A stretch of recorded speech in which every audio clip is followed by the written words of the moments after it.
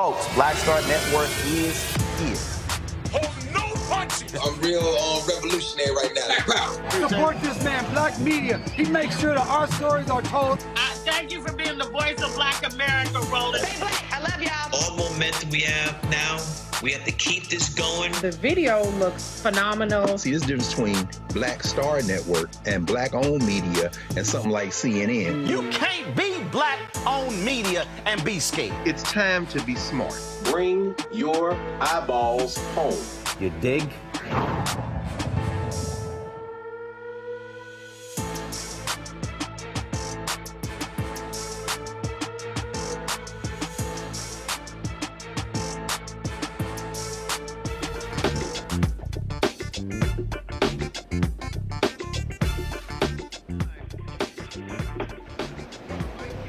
Folks, today is Thursday, July 18th, 2024. Roland Martin Unfiltered broadcasting live here in Atlanta at the IBEW Hall. We're talking about the effort to unionize Delta ramp workers. They are battling the airline. What we're seeing all across the country are an increasing effort for folks to unionize and how big business is actually fighting that. We'll discuss that. We'll talk about the political implications of the most pro-union president in a very long time, Joe Biden. Will he stay in the race? Your Vice President Kamala Harris. Also, the effort to mobilize and organize across the country. We have seen this happen with Starbucks and UAW and so many others. And so how has America changed its view when it comes to unions? It's time to bring the funk on Roland Martin Unfiltered on the Black Star Network. Let's go. He's got it. Whatever the miss, he's on it. Whatever it is, he's got the scoop, the fact, the find. And when it breaks, he's right on time and it's rolling. Best believe he's knowing. Putting it down from sports to news to politics. With entertainment just for kicks, he's rolling. It's on go, roll, roll, y'all. It's Roland Martin, yeah. Rolling with Roland now. He's funk, he's fresh, he's real, the best, you know he's Roland Martin now.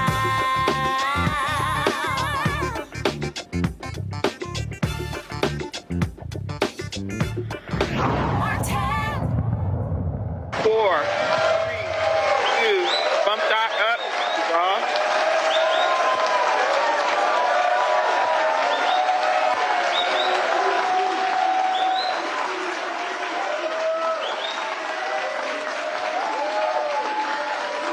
In Atlanta, the EW Hall, for a special presentation, Roland Martin Unfiltered.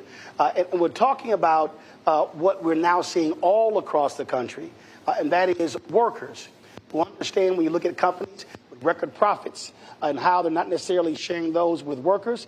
You got folks who are demanding better wages, better conditions, and the way to do that is through collective bargaining. And so here in Atlanta, what you have going on is the effort when it comes to unionizing Delta ramp workers. Now, many of us fly, and we just walk right past folks all the time.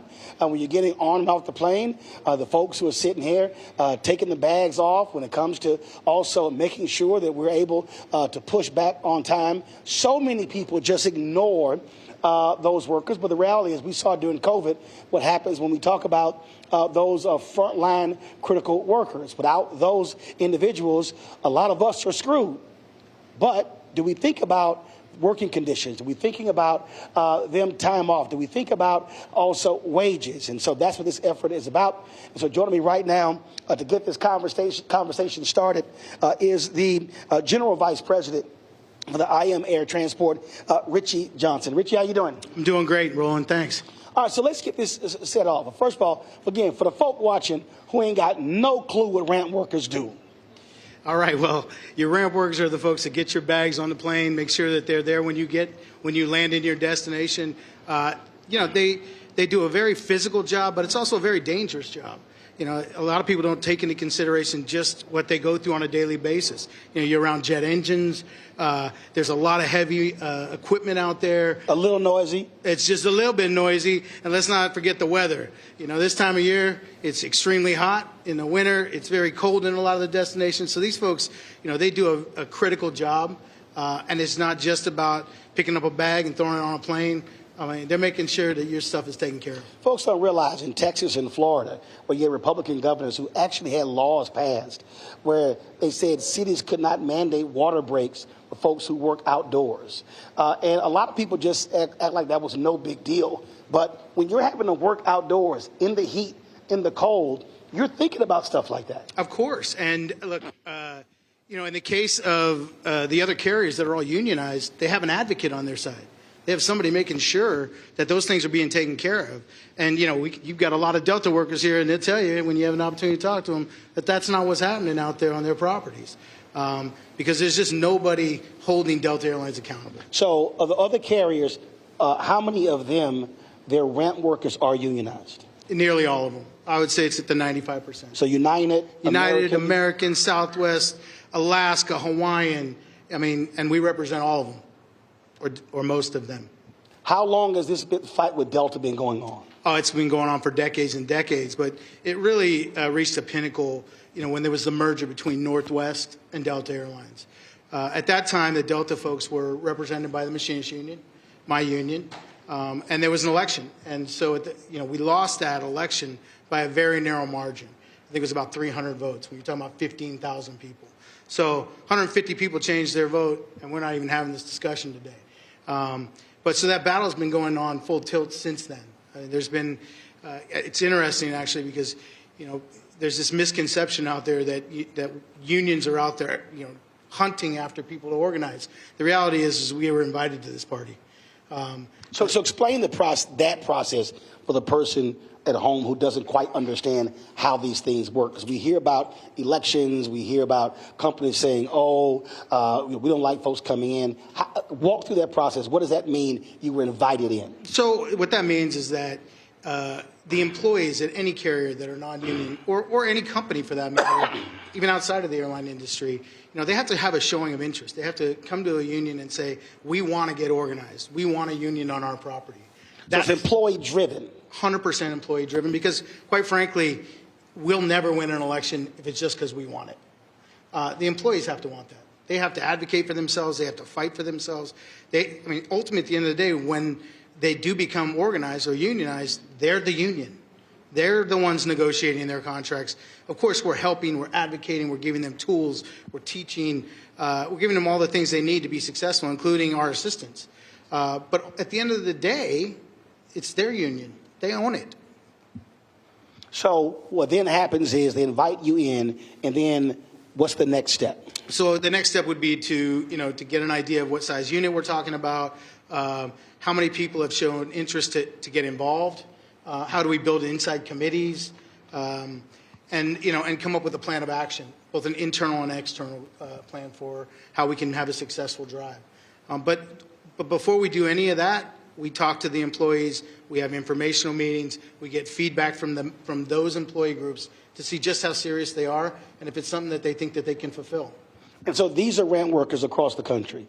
And so when we're talking about this election, how is that scheduled? How does that process work? Yeah, I mean, it's a tough process because we fall under the Railway Labor Act, and that's no easy task. There has to be a showing of interest. 50% plus one of the membership has to sign a card saying that they want an election. And when you're talking about a Delta Airlines, you're talking about a very significant number. So basically, you've got to have like a pre-election before the election. That's correct. So 50 plus 1% has to say, we want an election. We want an election. Now, we present those cards to the National Mediation Board, who governs the Railway Labor Act. They go through that. If there's enough cards, they'll call for an election. And then, once the election happens, I will say that the Railway Labor Act has changed a little bit over the years. In fact, under Barack Obama, it changed pretty significantly. It used to be you didn't necessarily have to have 50% plus one card signed. You could have less than that. You could have a significant showing of interest, and the board could decide to have an election. But in the election, you had to have 50% plus one in order to get certified.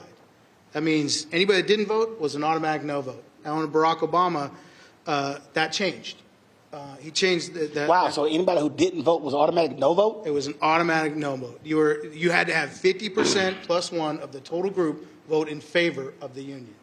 Now, there's no democratic process in this whole country that is that difficult. That you wouldn't have, there'd be no elections. No one would ever get elected if 50% plus one had to vote for a single candidate. That sounds like a good idea in some places. Yeah, no, I wouldn't argue that with you. Go ahead. You know, I could think of a couple. But under Obama, that changed. And so the way it changed was you had to have a 50% plus one showing of interest of signing of cards. But when the election happened, it was a majority. And that was significant. It makes it getting to an election more difficult. But once you get to an election, those that participate decide who's going to be. So where are you in this process? Where are you right now? You know, I'm really glad you asked that because I think this is. Of course, I was going to ask that. Yeah, well, I was hoping, and if you weren't at commercial break, I might have mentioned, hey, you know, I could really use this question. This ain't my first rodeo, Richie. Well, now I know. Look, it's really important that this question is important because it's important for the Delta employees to hear this answer. Under the Railway Labor Act, the cards you sign are only good for 1 year. Okay, they're good for 1 year, then they expire, and you have to sign another card. That is very difficult when you're talking about 19,000 people in 46 different locations. Wow. Yeah, it's significant. And so this group of people that's sitting in this audience today, you know, I have to give an enormous amount of credit to both the Delta employees and the folks that are out there organizing, because we started this in November of 2022. And since that time, we have actually collected from the number of people we would need to have an election. More than 8,500 people have signed a card, which is a big deal.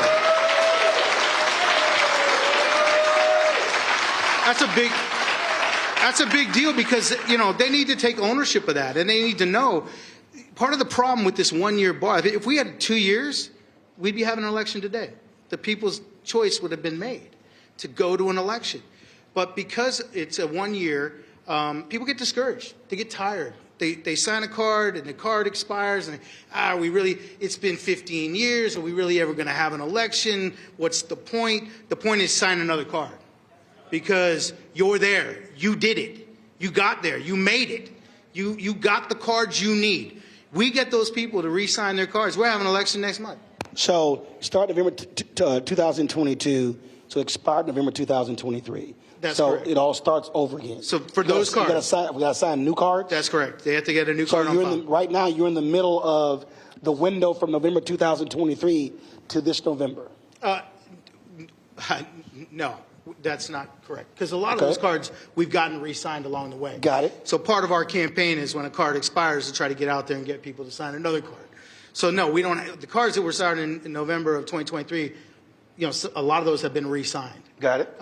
But not enough for us to have an election. Right. So between now and November, well, that's what I'm saying. So you have a year. I mean, the cards get signed every month, right? Okay. So there'll be cards that fall off along the way, right? And we have to get those re-signed as we go. Some people didn't sign cards in November. So what number are you trying to hit right now? We want to hit at least 9,000.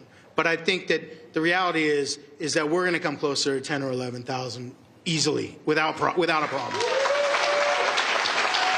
So you have until November to do that? No. I mean, our objective is to file by the end of this fall, which would be October of this year. That doesn't mean that the campaign ends. It just means that we believe that window is very attainable. Got it.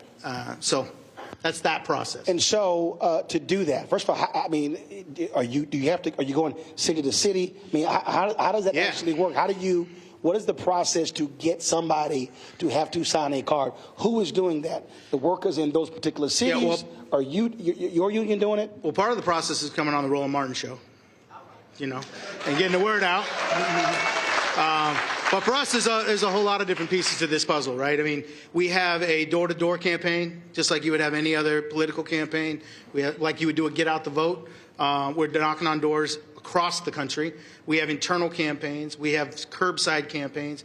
We have internal committees that are Delta workers that are collecting cards on the property. We have our other teams that are outside the properties trying to get people at bus stops or anywhere we can, at the gas station where they fill their cars, anywhere where we can touch somebody. If we have an opportunity to talk to them, it's a no-brainer. I mean, it's a 70, 80% conversion rate every single time. The problem is, you're trying to reach 19,000 people in 46 different locations. It's hard to talk to everybody. So we made this massive commitment this year that we were going to door knock 100,000 doors. Now, we're talking about 19,000 people, but not everybody answers the door, especially when a stranger comes a knocking, right?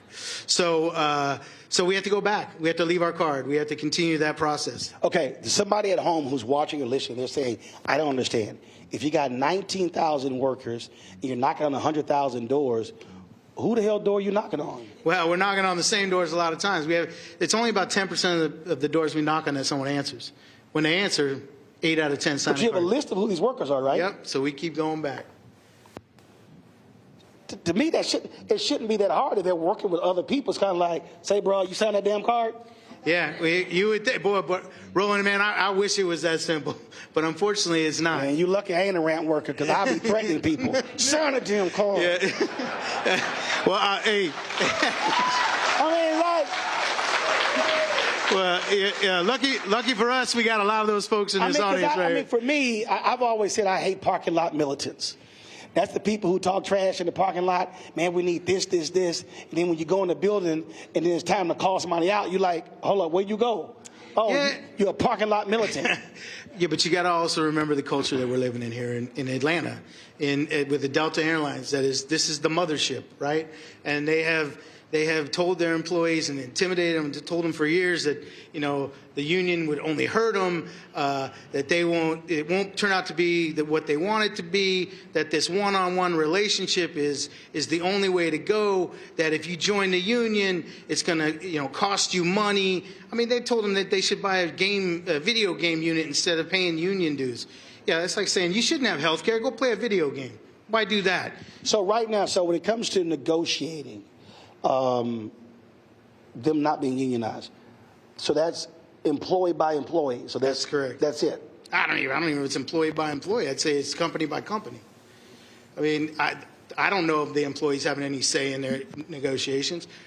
You guys not have any say in your negotiations?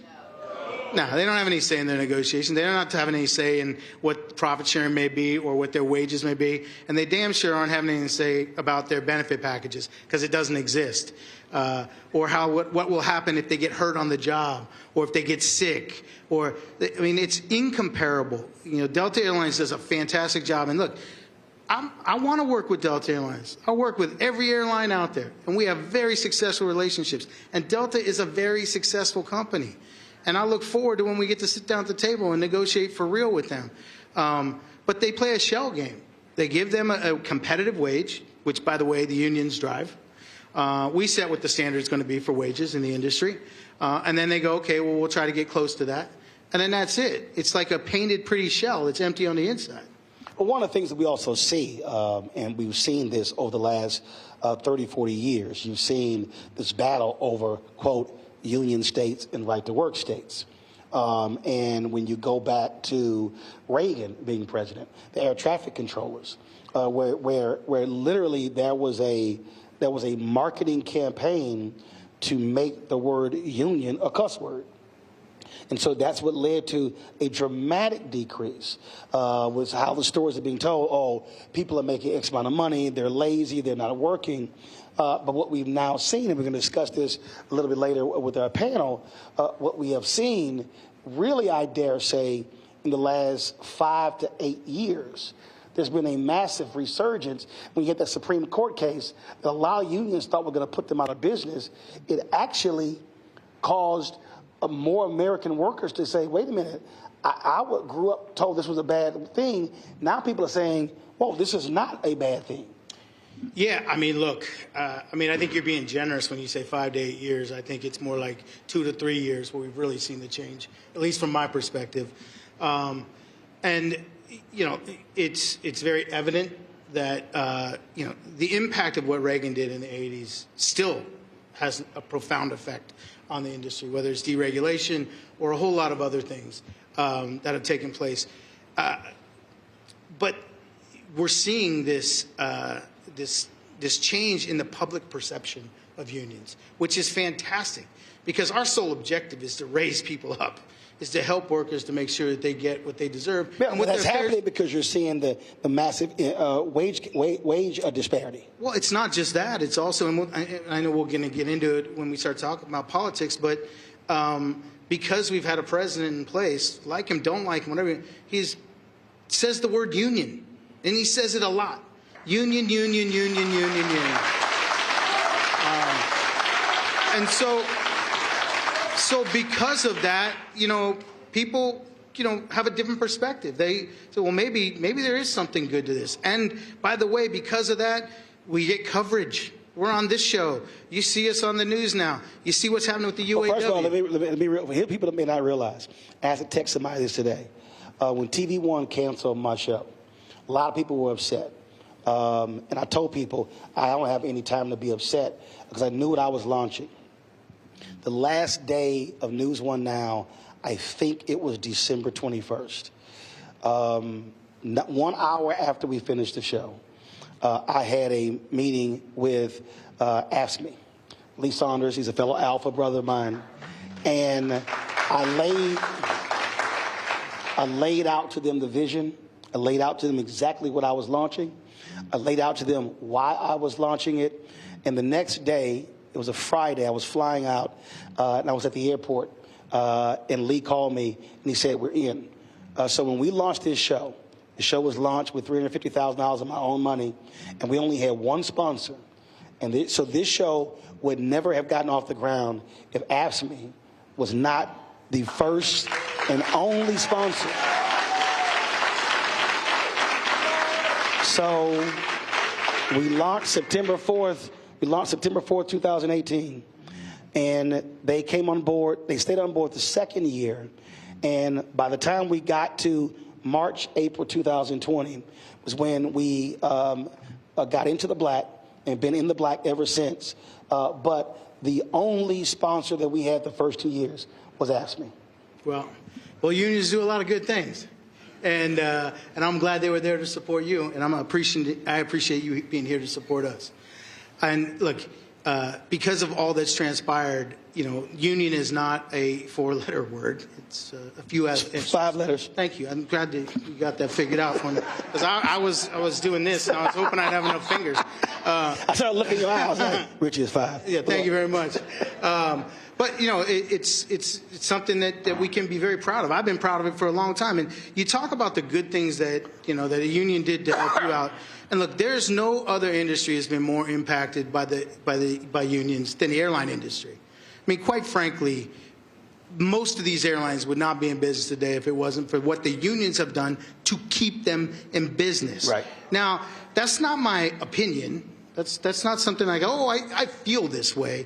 That is just a fact. And I've been around a long time. This will be my 36th year in the industry, and I've been doing this for 25 years.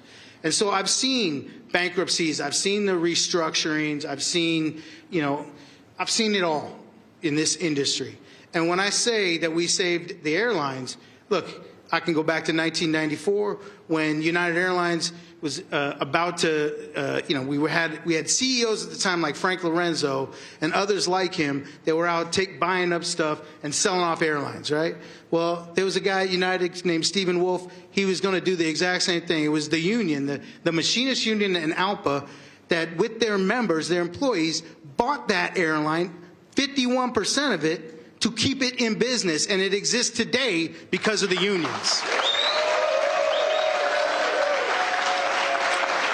It doesn't stop there. That's 1994. In 2001, after we had, this horrific World Trade Center, just horrible moment in our history, the airlines were about to go out of business. Yep. It was all unions that went into courts and restructured their contracts to keep them in business.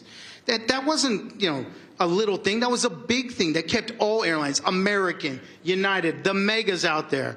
We kept them in business. And just as recently as the COVID pandemic, it was the unions that went to Congress and the unions that went to the government and said, we need airline bailout or they're going to go out of business. And they would have been out of business very quickly. The unions saved the airline industry.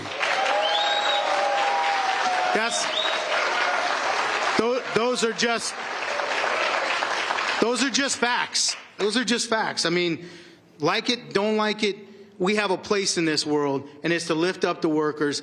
And part of that thing to bail the airlines out and to get them money so they would stay in business, one of those conditions was to make sure that nobody got furloughed. They couldn't get any of that bailout money if anybody went to the street.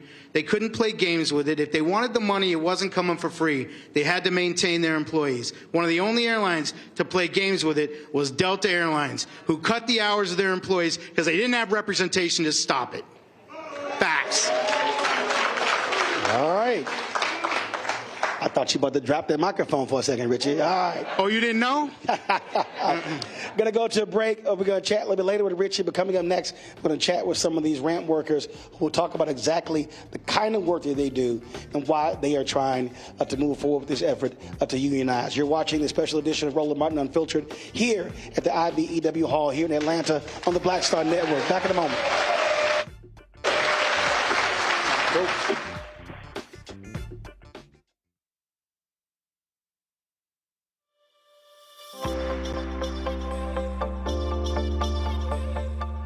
Hi, I'm Danny Glover. Sign your IAM card today. Why? Because unionization means representation.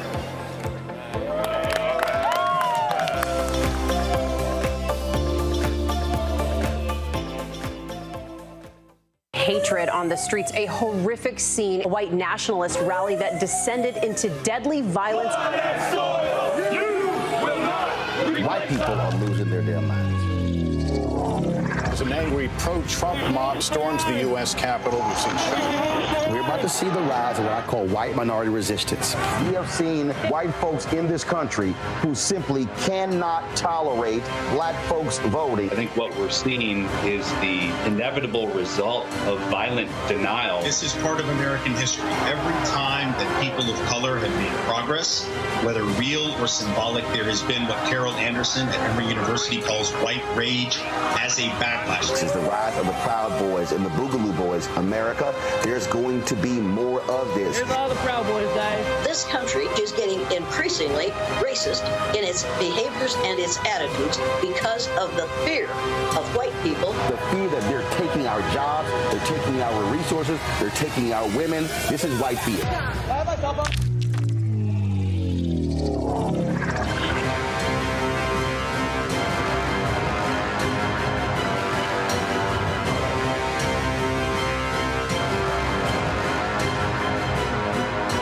When you talk about blackness and what happens in black culture, we're about covering these things that matter to us, speaking to our issues and concerns. This is a genuine people-powered movement. There's a lot of stuff that we're not getting. You get it, and you spread the word. We wish to plead our own cause. Too long have others spoken for us. We cannot tell our own story if we can't pay for it. This is about covering us. Invest in black-owned media. Your dollars matter. We don't have to keep asking them to cover our stuff. So please support us in what we do, folks. We want to hit 2,000 people, $50 this month, raise $100,000. We're behind 100,000, so we want to hit that. Y'all money makes this possible. Checks and money orders go to P.O. Box 57196, Washington, D.C. 20037-0196. The Cash App is $RM Unfiltered. PayPal is R Martin Unfiltered. Venmo is RM Unfiltered. Zelle is Roland at RolandSMartin.com. Me, Sherry Shepard, and you know what you're watching, Roland Martin Unfiltered.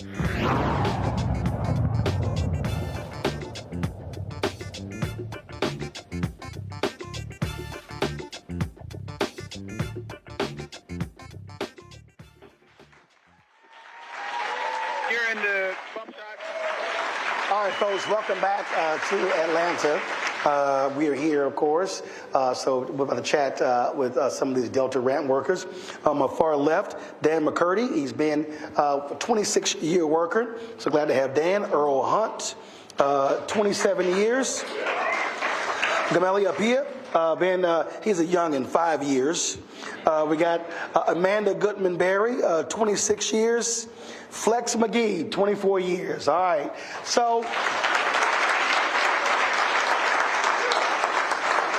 So we'll start, Earl, you're the longest, so we'll start with you. Again, for the folk who don't understand, your typical workday. My typical work day, I work on mid shift, so basically I'm a ramp agent. So my primary responsibility is to make sure aircraft comes into the gate safely. We load and unload in a safely manner. We have guys working on the inside and operations that's doing weight and balance to make sure the plane is balanced at a particular weight so the plane can take off at a safe rating. Manual labor work, offloading bags, offloading and unloading cargo, mail and freight.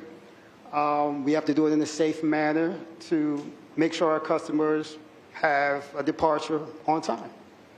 Amanda, it's always interesting because, again, I always say we go through this life and a lot of people don't see people who literally are right in front of them. They don't necessarily think about how these things actually get done.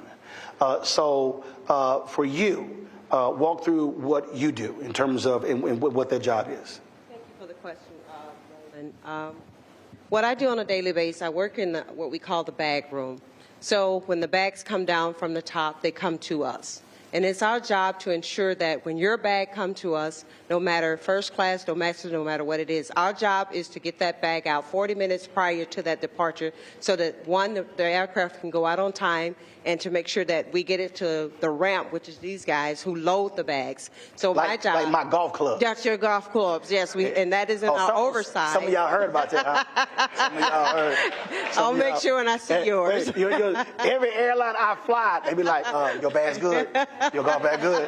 They don't want you tweeting stuff. Absolutely. Absolutely. Absolutely. And in the bag room, that is a part of our oversize, which is to make sure those golf clubs, those heavy pieces get to the aircraft. So there's so many different things in that bag room that is running that the public really don't know.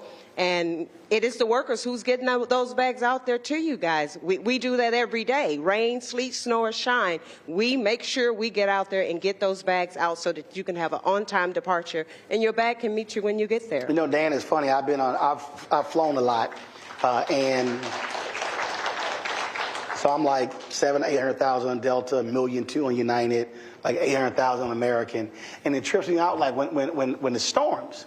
And people be on the plane and they're like complaining, man, why can't we take off? And I'm like, fool, there's lightning in the area. The workers on the ground can't be on the ground when there's lightning. And then because I also play golf, you typically have to wait 30 minutes after the last lightning strike to come back out. And again, that's the stuff that a lot of folk, they never think about. Those are actual human beings who are out there. So you can't just be so concerned about you taking off without realizing that inclement weather and lightning has an impact on somebody's life. Yeah, no, that's totally true. And I think that a lot of people, a lot of our customers, they love Delta. And what they should understand is that Delta is a brand. Delta is a company. There's people behind that logo that make it happen every day. So we do. I had a very good friend of mine who we put our lives at risk every single day. I had a good friend that was crushed by 2 tugs. That was like 5 years ago. And he hasn't been right since. Like he's messed up for the rest of his life. Wow. So, yeah. The Delta brand, I appreciate that our customers love it, but they should also understand there's faces and families behind the scenes. And Flex, and when we talk about it, faces, I mean, we're talking about not just workers. We're talking about health care. We're talking about days off. We're talking about bonuses. I mean, just like every other person in terms of on their job, there are things that if they say, I do a great job, I want to be compensated for that. That's really what we're talking about here. Quality of life when it comes to their work.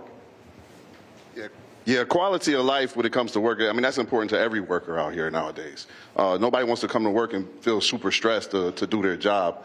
Currently, in our situation, many of our employees or my coworkers, we're all super stressed to actually make the metrics that are set forth by the company. Like this, here we are in a customer service position, and they want us to move like it's production sometimes. And regardless of how much staffing we have or whatever's going on, they're still going to want to make their metrics. So that's part of the reason why we're here trying to organize now, to make them understand, like Dan was saying, it's real people behind these numbers, and we need them to respect that. Gabelli,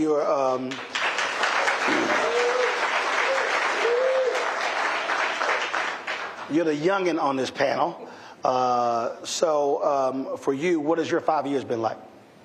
My 5 years has been interesting. Okay, anytime somebody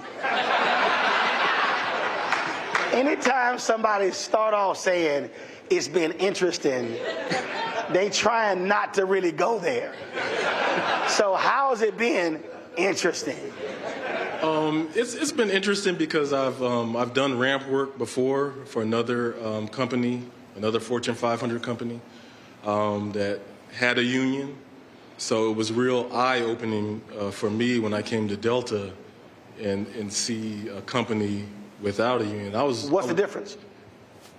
The equipment, staffing, healthcare, basic respect. I can go on and on, but those are just a few of the things that was shocking to me when I got here. I'm sure you're sitting there going, man, over here they like, look, dog, we ain't trying to hear all that, okay?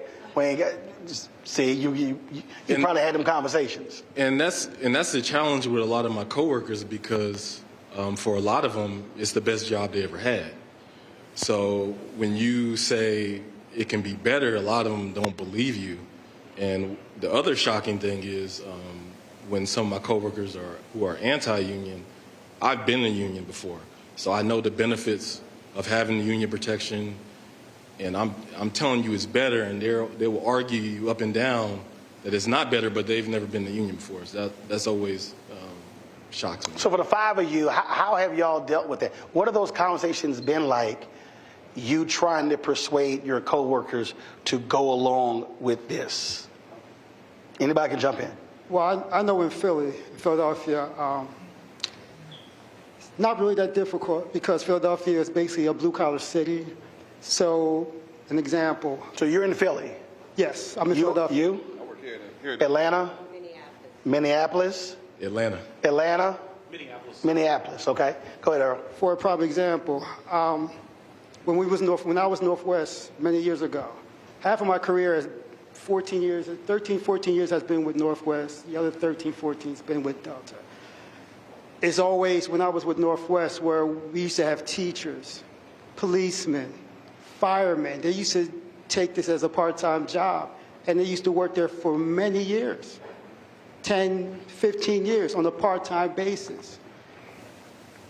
When the merger came, and we had lost the union, like Richard was saying, probably about 300 to 500 So you had a votes. union at Northwest? Correct. Go ahead. We had a union at Northwest. We was fully unionized. 6 to 7 work groups was fully unionized. So what happened was when the merger came about, by federal law, there had to be a union election for the survival if the union was going to survive the property or not. So we had lost roughly 300 to 500 votes. Then we had to transition over to Delta into the non-union world. So what happened was, when that came about, all of our work rules, all of our benefits that we had with Northwest was basically gone. For an example, in the Northwest world, we used to have what was called OJI, or on-the-job injury. And what it is, every time you swipe in, you will get an accrual of a certain hour, and it builds up into a bank. And that OJI, that on-the-job injury, was used for if you got hurt, you would get compensated. We used to have sick time at Northwest. Same scenario. You come into work, you swipe in, and it's accrual. It's a bank of hours. When we came over to Delta, it was basically gone. Delta, and the type of work that we do, all 5 of us on this panel, it's a manual labor. It's a labor job. It's physical. Correct. It's a labor job. So when people are stuffing them bags, somebody has to lift, carry, toss, all that. Correct. And when we transition over, Delta workers have no sick time. Delta workers have no OJI time. No sick time? Correct. No sick time. No OJI time. So what happened was when we came over, when the union was voted out and we transitioned to Delta, whatever hours that we had, I'm not sure what the math, Dan, I think you can really get to me on that, is that it was a calculation where it got converted into certified time. But that's something that you will really never use. So our sick time and our OGI time was basically gone. So what Delta uses is called PPT, paid personal time. They use it for anything. If you call out sick, it goes off PPT. If you want to leave early, it goes off PPT. But we don't have a true sick or OGI time. And that's the same thing if you go on short-term disability. We only get 60% of that. 40% is being withheld. So I was hurt. 40% of your salary? Correct. Got it. It's just only 40% of your salary. So, I'm sorry, 60% of your salary. You're only getting 60% of your salary. 40% is being withheld. Yes, it's being withheld. So for a job that we do every day, and then you're only getting 60% of that, that's unacceptable. And that's been going on for years. So have you had these conversations with workers, and what is that? Have you dealt with the resistance from some? Actually been on injury myself, and I'm dealing with that now because I'm on 60% of my income because of an injury to my hand. It is detrimental to the workers to understand that 60% can run you into almost bankruptcy. It can run you into because your bills still 100. Your bills are still there. Nothing changes with your life outside of Delta, but your income changes. So it is very important to understand what we're fighting for. We're fighting for our lives. We're fighting for our livelihoods. We're fighting for those benefits that are so rightfully needed right now. This is not just a fight for the youth. We're fighting because we deserve. It's not that we're asking Delta to give us anything. We've earned it.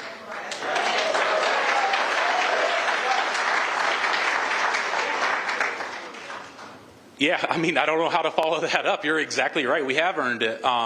These employees, back when we had the union as well, when you have OJI time too, and you're offered an extended period of time, you still have a payroll relationship with the company. So you're still getting your accruals as you're doing it. So also whenever you're out on a disability, a short term or whatever, you're not still getting those accruals. So it's better. And one of the things that happened is for the good employees, like at Northwest, if you were a really good employee and you build up your sick time, you didn't burn it, whatever else, your OJI, you were working through your injuries and you saved it, Delta completely wiped out our OJI bank. They zeroed it out. Some employees had like up to a year on the books, and they completely zeroed that number out. That's real money that these employees deserve to have in their pocket, or at least something to fall back on if they did get injured.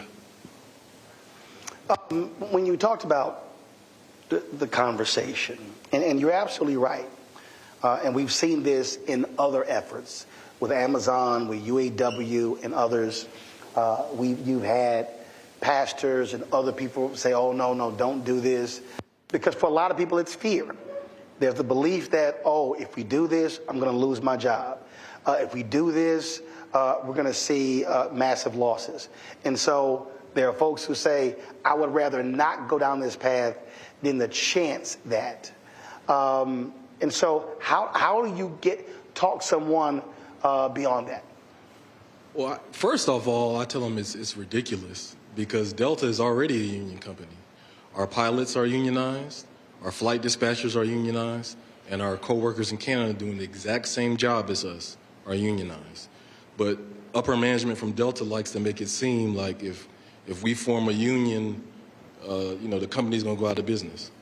So I think the flight attendants are also trying to get unionized too, right? Yeah, they're. So your point. So the point you're making. So the point you're making is not like there's no union whatsoever in the whole company. Exactly. And other thing I find funny is when you look at in our industry, we are the best. That's without a doubt. If you look at all the metrics, on-time arrival for baggage, fewest cancellations, and it's us doing it. But when you look at the benefits and the pay, we're like third in a lot of them areas, or second, or close to the top. So your deal is, if we're number one, we should be number one in pay and benefits. Exactly.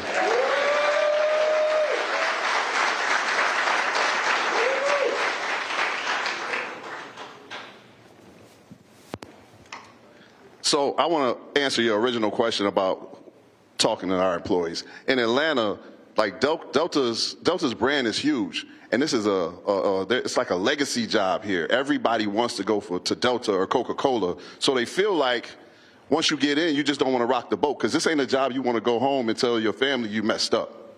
So the biggest thing that we have to do as organizers is listen to our employees and their complaints and explain to them how unions can benefit them. Education is the main part. Listening is the first thing, but education is the next thing you have to do to educate our coworkers on the advantages of having a union. Like you hear my brothers and sisters up here tell us about instances of OJI and sick time and how we're number one. We hear this stuff, but people don't always understand how our job plays a part in that. And part of that is the fear campaign that people have with the culture has at Delta. It's a fear. It's a culture of fear. We have to kind of break through that shroud to see people see why it is there's nothing to be afraid of in saying I want to be unionized. Have any of you leaned on your fellow workers for other airlines to help explain to folk what life is like for them with a union, with and without? Have you done that? Anybody? I think Dan would be good at that one. Yeah, I mean, our sisters and brothers at the other airlines are helping us out every day to educate our coworkers around the system. And I mean, the beautiful part about it for us is that 4 out of the 5 of us are pre-merger Northwest Airlines. So we've lived basically half of our employment lives as unionized workers, and then we've lived the other half as non-union. So if unions were so bad, you'd think that we would really be trying to go back and pay dues. And it's kind of funny, I mean, the company does all these talking points, like trying to scare the employees away from joining a union and these things. But the IAM is also, they commit to every new group that you're not going to pay 1 single penny in dues until you've negotiated a contract and you voted on to accept it. So would you ever agree upon a contract that is not going to be more than what the dues gets you? It's just the unfortunate part is the company has, they have the audience. They can reach every single employee in the stations that we have, and it's very difficult for us to counter that because we're out working flights. They've got an advocacy policy that is very tight against us. I can remember years ago, they were putting up flyers and leaflets and these 7-foot banners in our hallways.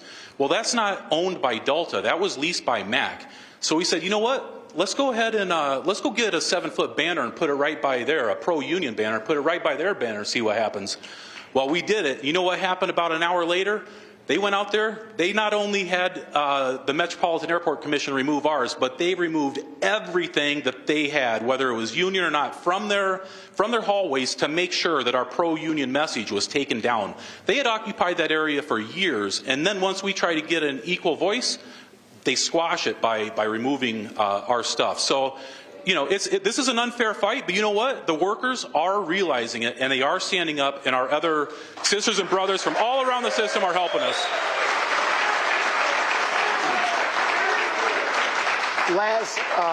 Last question for you. I talked about this with Richie in terms of how there's a public perception. So among your friends and family who are even not in the industry, what are those conversations like? Are you seeing a change in how they perceive unions when you're having this conversation? I know, like, for me, like my family knows, and my friends, they know how passionate I am about this. So when I come and I start telling them stories and everything, they fully understand and support the fight that I'm in.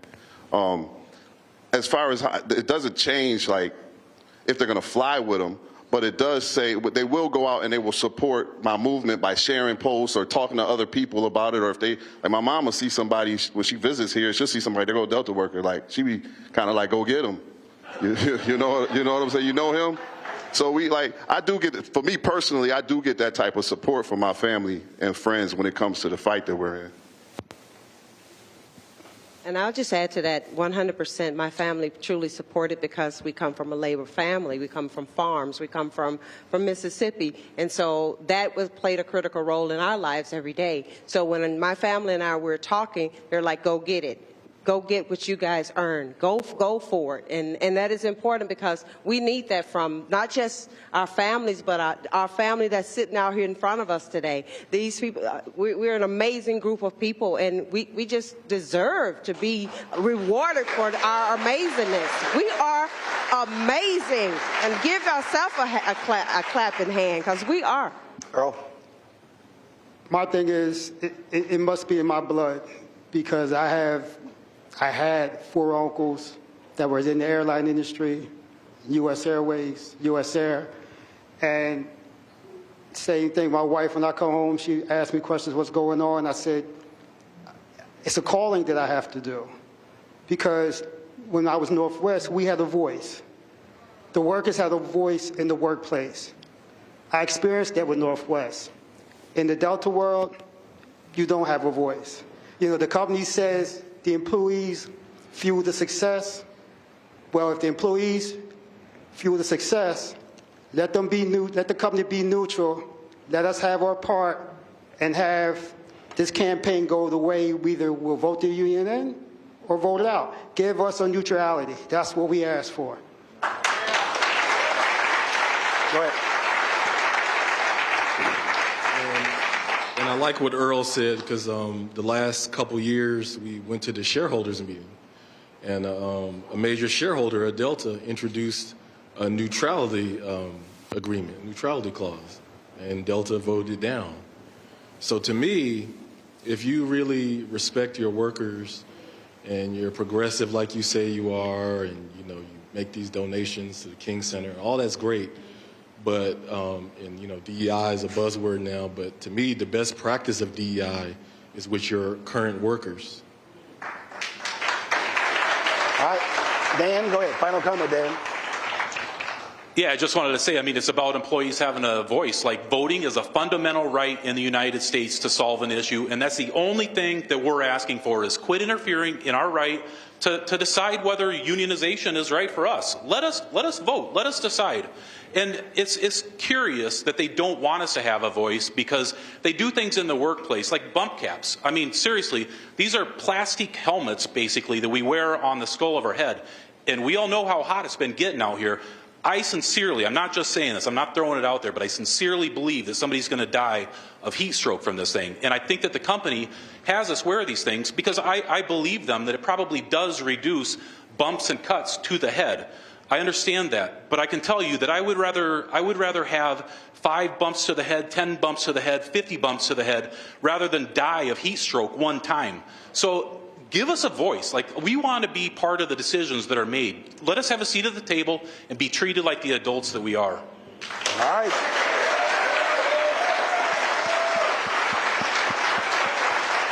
Appreciate all of you sharing your stories. We're going to go to a break. We come back.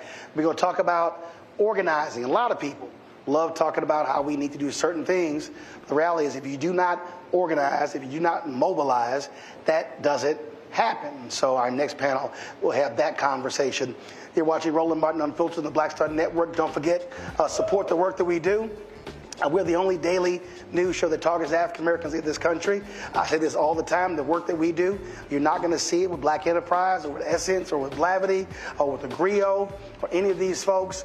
We're the only one who does this show 2 hours a day, plus the other 5 shows. We have on Black Star Network, speaking to the kind of issues that matter. Your support is critical. So many of these companies, you see their ads running on Fox News and CNN, MSNBC, but they don't support black-owned media. So your support is critical. So join our Bring the Funk fan club. Check in money orders, P.O. Box 57196, Washington, D.C., 20037-0196. Cash App is $RM Unfiltered. PayPal is R Martin Unfiltered. Venmo is RM Unfiltered. Zelle, Roland at RolandSMartin.com. Roland at RolandMartinUnfiltered.com. Download the Black Star Network app. Apple phone, Android phone, Apple TV, Android TV, Roku, Amazon Fire TV, Xbox One, Samsung Smart TV. And don't forget to get a copy of my book, White Fear, How the Browning of America is Making White Folks Lose Their Minds. Available bookstores nationwide. We'll be right back.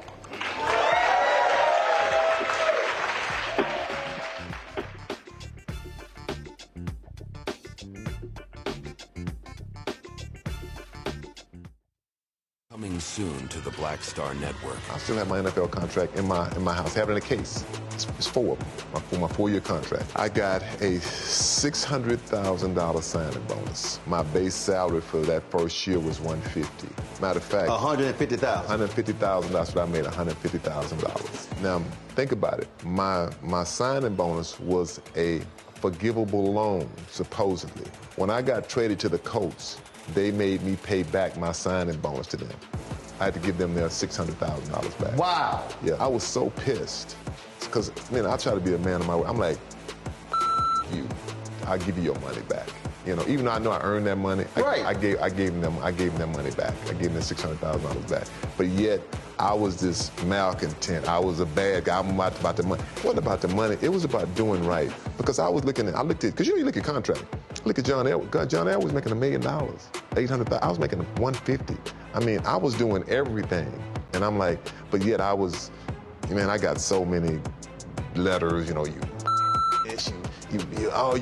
so I just play for free and all that kind of stuff. I mean, you don't forget that kind of stuff. Right. That stuff is hurtful.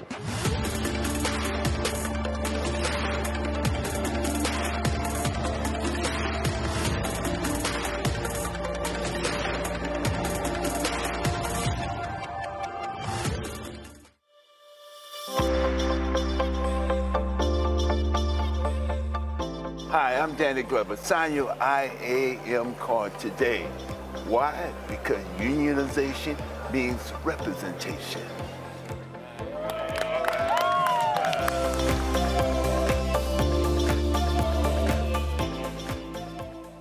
On A Balanced Life with me, Dr. Jackie. How are you being of service to others? Doing for someone beside yourself is such a big part of living a balanced life. We'll talk about what that means, the generation that missed that message, and the price that we're all paying as a result. Well, now all I see is mama getting up in the morning, going to work, maybe dropping me off at school, then coming back home at night. And then I really didn't have any type of time with the person that really was there to nurture me and prepare me and to show me what a life looked like and what service looked like. That's all on A Balanced Life with me, Dr. Jackie, here at Black Star Network. Hey, it's John Murray, the executive producer of the new Sherry Shepherd Talk Show. You're watching Roland Martin, Unfiltered.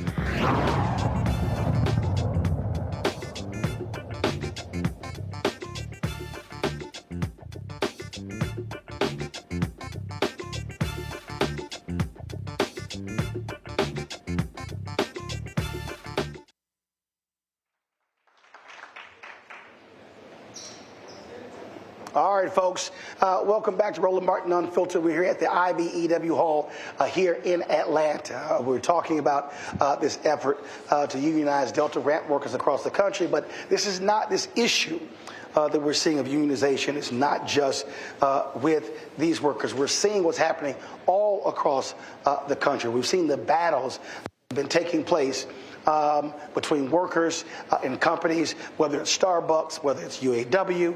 I mean, we can go on and on and on what we are seeing.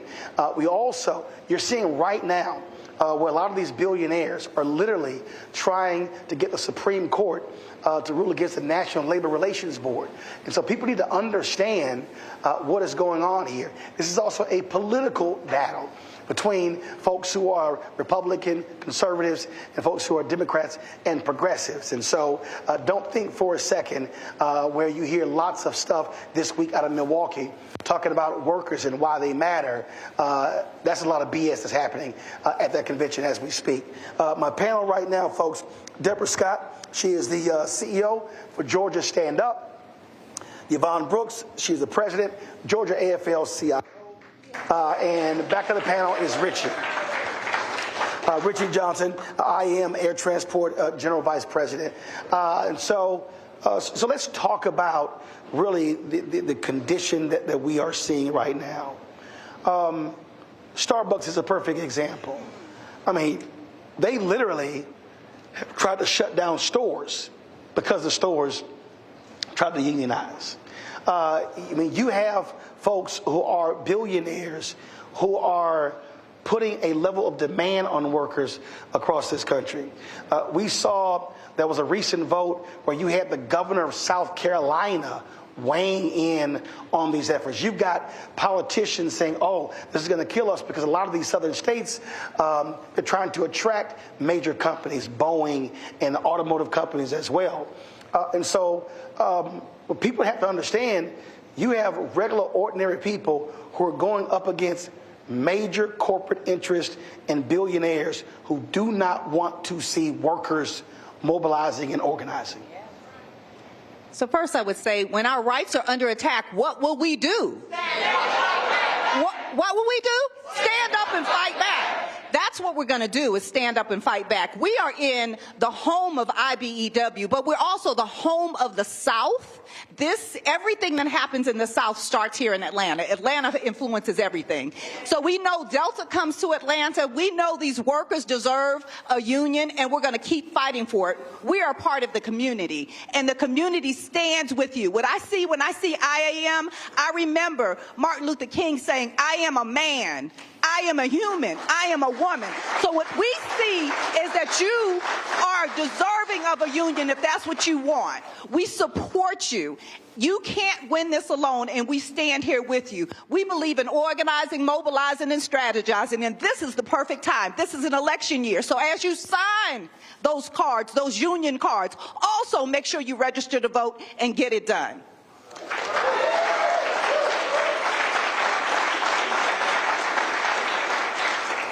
Yvonne, was interesting. Gallup did their study, and it showed 67% of Americans approving labor unions.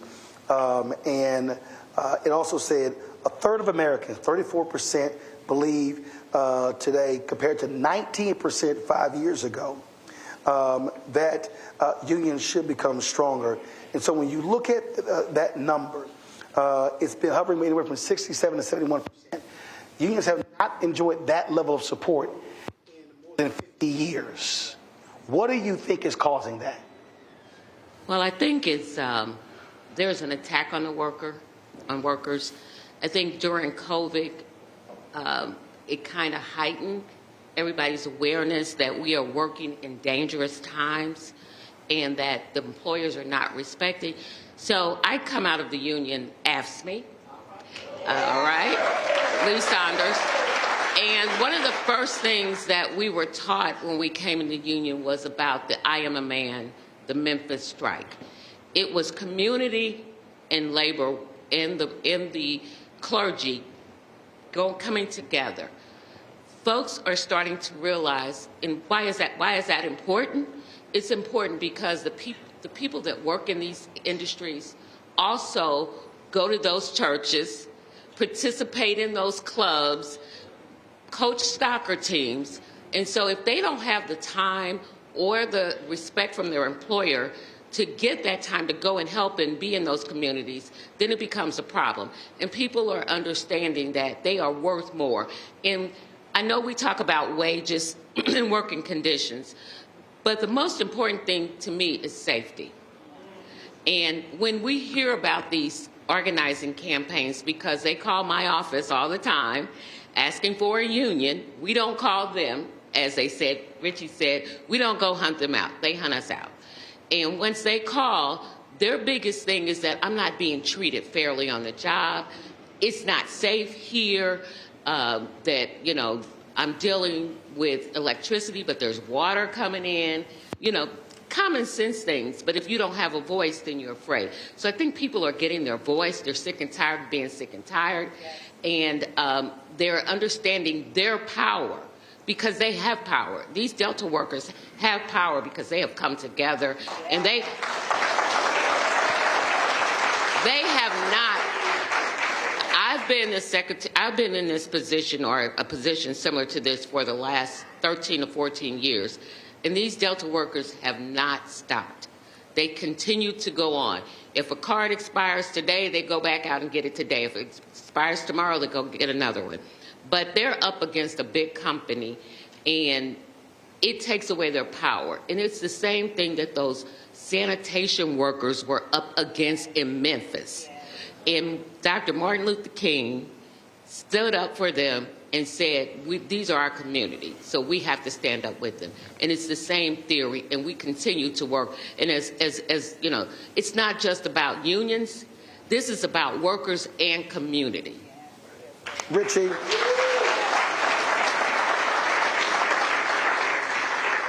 6 years ago on June 27th, the Supreme Court Janus decision came down. That was Janus versus AFSCME. And what that said is it allowed non-union government workers, they wouldn't be required to pay union fees as a condition for working, even though when they still negotiated contracts, those folks were a part of that. Yeah. And I remember having Lee Saunders on, and a lot of unions thought that this was going to be a union killer. One of the things that he said that what it did was it forced unions to have to stop being lazy and tell their story. It forced them to be more aggressive in being able to explain to people, to hit the ground. And that's one of the reasons he said we've seen the resurgence. Control room, pull a graphic up if you already have it. I want to show this here to the folks at home so they can understand the change that is actually going on. And that is the high point of Americans approving unions was in the 70s, in the 50s. It was at 75%. Reagan comes in 1980, it drops to 55%. It goes below a majority for the first time around 2010.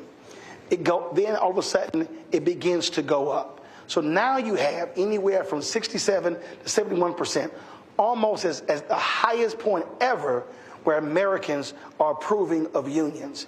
I absolutely believe that wage disparity is playing a part of that. And what you're also seeing is a younger generation that has heard all of this stuff for 20, 30 years, how bad they are. They're now going to the workplace going, hey, what the hell? This ain't bad.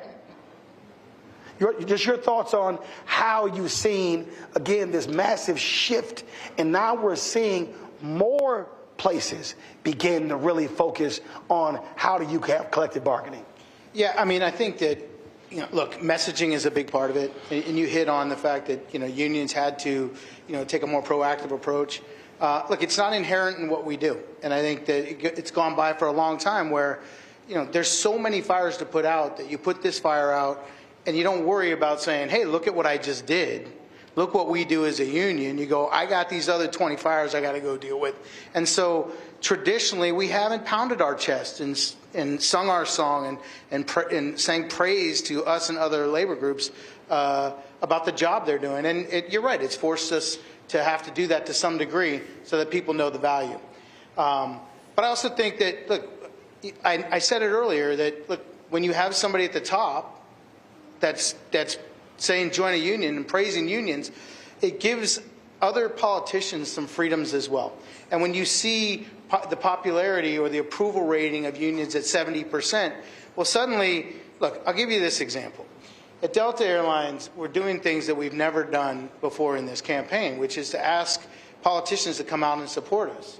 Well, we've asked in the past and gotten from some of our biggest supporters, kind of the shoulder shrug. And it hasn't happened. And so, but this go around, it's different.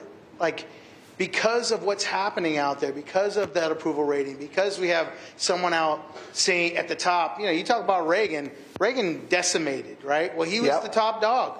He was the top dog. And now we have somebody that's there that's saying, hey, join a union. I'm going to help unions get stronger. I'm going to help them. And he's done that. Well, he was just, I think it was the NEA just had a convention, and he was supposed to speak. But because the staff at the NEA launched a picket, he wouldn't speak. Well, look, he also walked the picket line for the UAW. And by the way, when we had our issues with the railroads, and the world saw it, it was on a national stage, he said, what do you need from me? What do you need? He literally, I was at the AFL-CIO convention. He came to us, not his people. He came to us. Joe Biden came to us and he said, what does the Machinists Union need me to do to help with this rail situation? And we told him what we needed, and that night it was done. So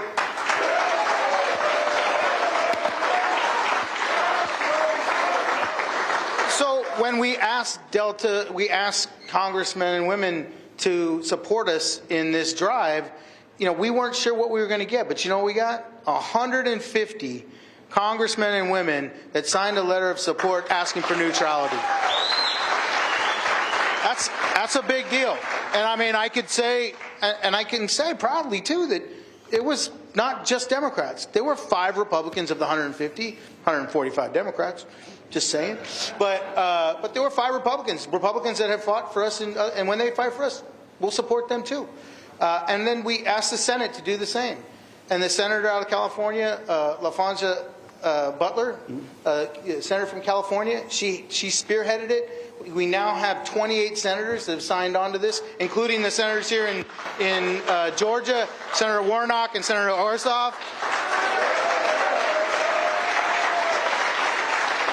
that have stepped up and signed on to this stuff. So, look, we have to do a better job of messaging. We have to get out there and tell them what we're doing. I know from my organization, we talk about that all the time, and we've done that, and it's important to tell our story. Just like it's important to tell the story I told earlier about the role that unions have played in the airline industry, it's important for us to tell the story of what unions are doing for everyday workers every single day to make their lives better. So with that, obviously, I got to get your thoughts on what's going on right now. Unions have stood strong with President Joe Biden. They reaffirmed their support for him. But based upon what's happening right now, he likely is going to pull out by this weekend. Massive pressure against him. Former Speaker Nancy Pelosi. Washington Post has a story saying that essentially Obama thinks he can't win. Reverend Al Sharpton gave an interview with the New York Times today, said they talked on Monday, and he said the president should be thinking about his legacy. And so what do you make of literally the most pro-union president in decades, somebody who has done amazing things? If you talk about the Teamsters pension, if you talk about with the railroad workers, all of those different things, you have a battle, a war going on right now, and it's not just a war for a lot of Democrats, donors trying to get him out. I've been saying this year, they also want to get Kamala Harris out. So I'll start with you. What do you make of what's literally in front of us, where they could make it a lot easier and hand this nation over to Donald Trump and MAGA? Well, let me first start by saying I am nonpartisan. Georgia Stand Up is nonpartisan, right? But which means you can endorse, but you can analyze. Yes, I'm going there. Yes. So what I would say is the value proposition is really the voters and the people. It's really about the people and the power that they have. They have the power to elect whoever they want to, in any manner. So we want to make sure that people get registered to vote and actually go and vote early. We're under attack, right? We know we're under attack. And, the value proposition, we're here in the South, we're here in Georgia, and we can't talk about Georgia without talking about race and class and slavery. Worker power is really about giving them a voice on the job. It's really about their value proposition for their families. This is a generational thing. It's not just about the workers that are on the line now. They have improved their lot in life for their entire families, and they deserve this and more. So part of what the value proposition is getting out and knocking on doors, talking to people about, is your life better now than it was before? Will it be better now or in 2025? What does Project 2025 have to do with your life?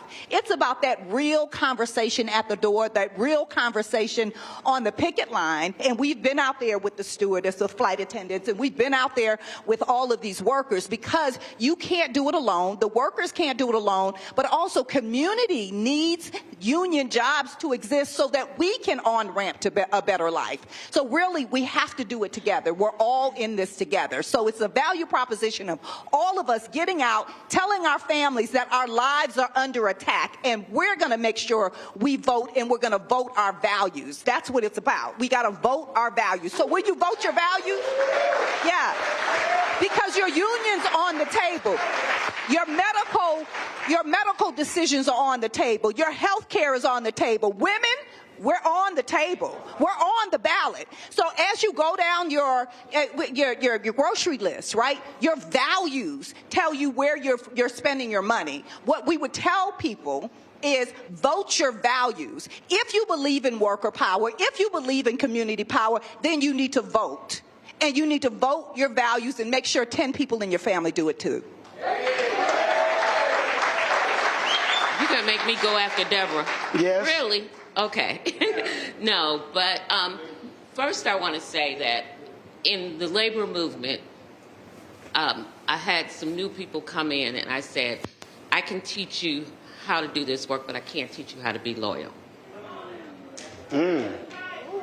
So there are people in this room that are loyal to us who are legislators. Unless they don't vote in our interest, we stick with them. So at this point, I am partisan. I'm riding with Biden until the wheels come off, or until my leadership decides to make another decision. Because there is a loyalty among us that we should remain. And it's kind of disheartening to me that there's a loyalty on the other side where it shouldn't be, and we're not having a whole lot of loyalty here. The other part of that, let me, and I just want to get this piece out. Georgia is #1 place to do business. It's number 48 for workers. Wow. Okay, so this is why these young men and women are sitting here fighting for their rights. The money, it's not like the money is not being made. It's who it's going to. I come from a union family. I come from the Midwest, and I come from and we had health care. My mother drug all 10 of us to the clinic that was provided by the Teamsters Union. We went to the dentist. We had health care. We ate well, all 10 of us. And we went to good schools, public schools, because my parents' taxes pay for that. But if we are not loyal to the ones that are loyal to us, and I made a call yesterday, and it's about 10 of them, the legislators who vote for us. It's not Republican, it's not Democrat, it is who votes in our best interest, who votes for our livelihood. And right now, we are under attack because our governor, along with some other Southern governors, declared a war on unions. But guess what? What don't kill you make you stronger. We built capacity around the stinking bill that he put up at the Capitol. We built capacity. Our members are more engaged and understand what's at stake now. So thank you. Richie, we saw a lot of unions being ticked off this week with the Teamsters president spoke at the Republican National Convention. How'd I get that one? Yeah, I'm glad you got it. Bring it, Roland. Sure. And there were folks who were saying that wasn't a sign of loyalty, especially when it was Democrats that saved the Teamsters pension. The reality is, if you're a union, look, you want votes from both sides. What message did that send? And you still have to deal with the reality that that's a party that is absolutely opposing nearly every union effort in America. Yeah, I mean, first of all, can I just quickly answer the question before? Go ahead. Because my membership deserves to hear the answer to this. Go ahead. We are the only union in the country that let our membership vote and tell us who we were going to endorse. And my membership endorsed Joe Biden.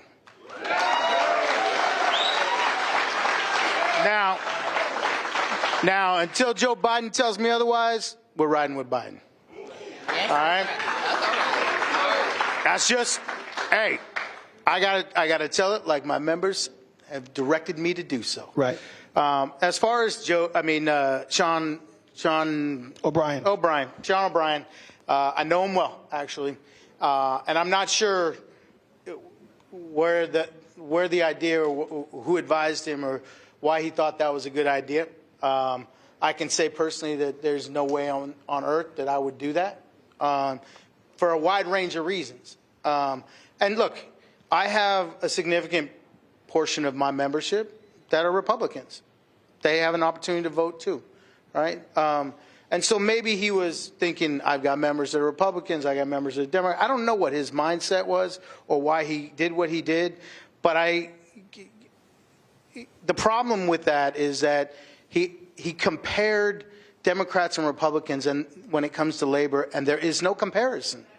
There just isn't. I mean, again, it's not my opinion. These are just facts. As you said, 145-5. Well, not just that. Let's talk the PRO Act. All right? The PRO Act is the most pro-union legislation. Okay, there's somebody watching, listening. They don't know what the PRO Act is. What is it? It's about making organizing, just to simplify this, making organizing more realistic and easier to do. Got it. And, you know, it's not like a huge advantage, but it changes the dynamic so that it makes it more of a possibility.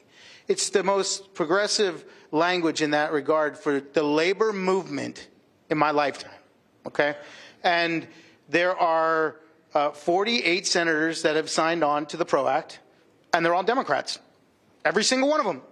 Republicans, by the way, out there listening, if you're listening, by all means, sign on. We'd love to see you. We want you on that sheet, just like those congressmen that signed on to our letter with Delta. You support us, we'll support you. But that doesn't happen. That's just not a reality. I mean, look, whatever your personal views are, if you're talking about from a labor point of view, there's only one party that supports us. But not completely. There are those random folks out there. There are a couple of them that have been supportive. But it's very rare. And, you know, do not take my word for it. Whatever you're doing, I'm looking at the camera, don't trust what I'm saying. Go look up their voting records. It's very public.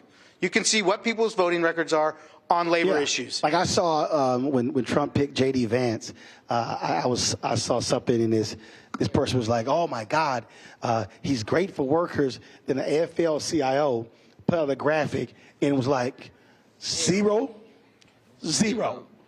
Yeah, I mean like, so it's kind of hard to say you're great for workers. Then the AFL-CIO goes, you get a 0 and a 0. Well, look, photo ops are nice. Great. Thank you. You showed up at a picket line or you showed up at something. That's great. How did you vote? Right. How did you vote? Because the rest of it's all nonsense. I think there's a video. It may have been a UAW vet. I can't remember. So he shows up. J.D. Vance shows up, and he wants to shake the hand. I don't know who the woman was, the union leader. She's kind of like, okay, fist bump. Yeah, okay, glad to see you. I mean, and then I think somebody asked him, and it was his first time ever. And to your point, that was her attitude. No, I'm not about to show you lots of love because you came for a photo op. Look, talk is cheap, all right? And, you know, don't smile and nod at me and then vote against what's in the best interest of the people I represent, because it's absolute garbage.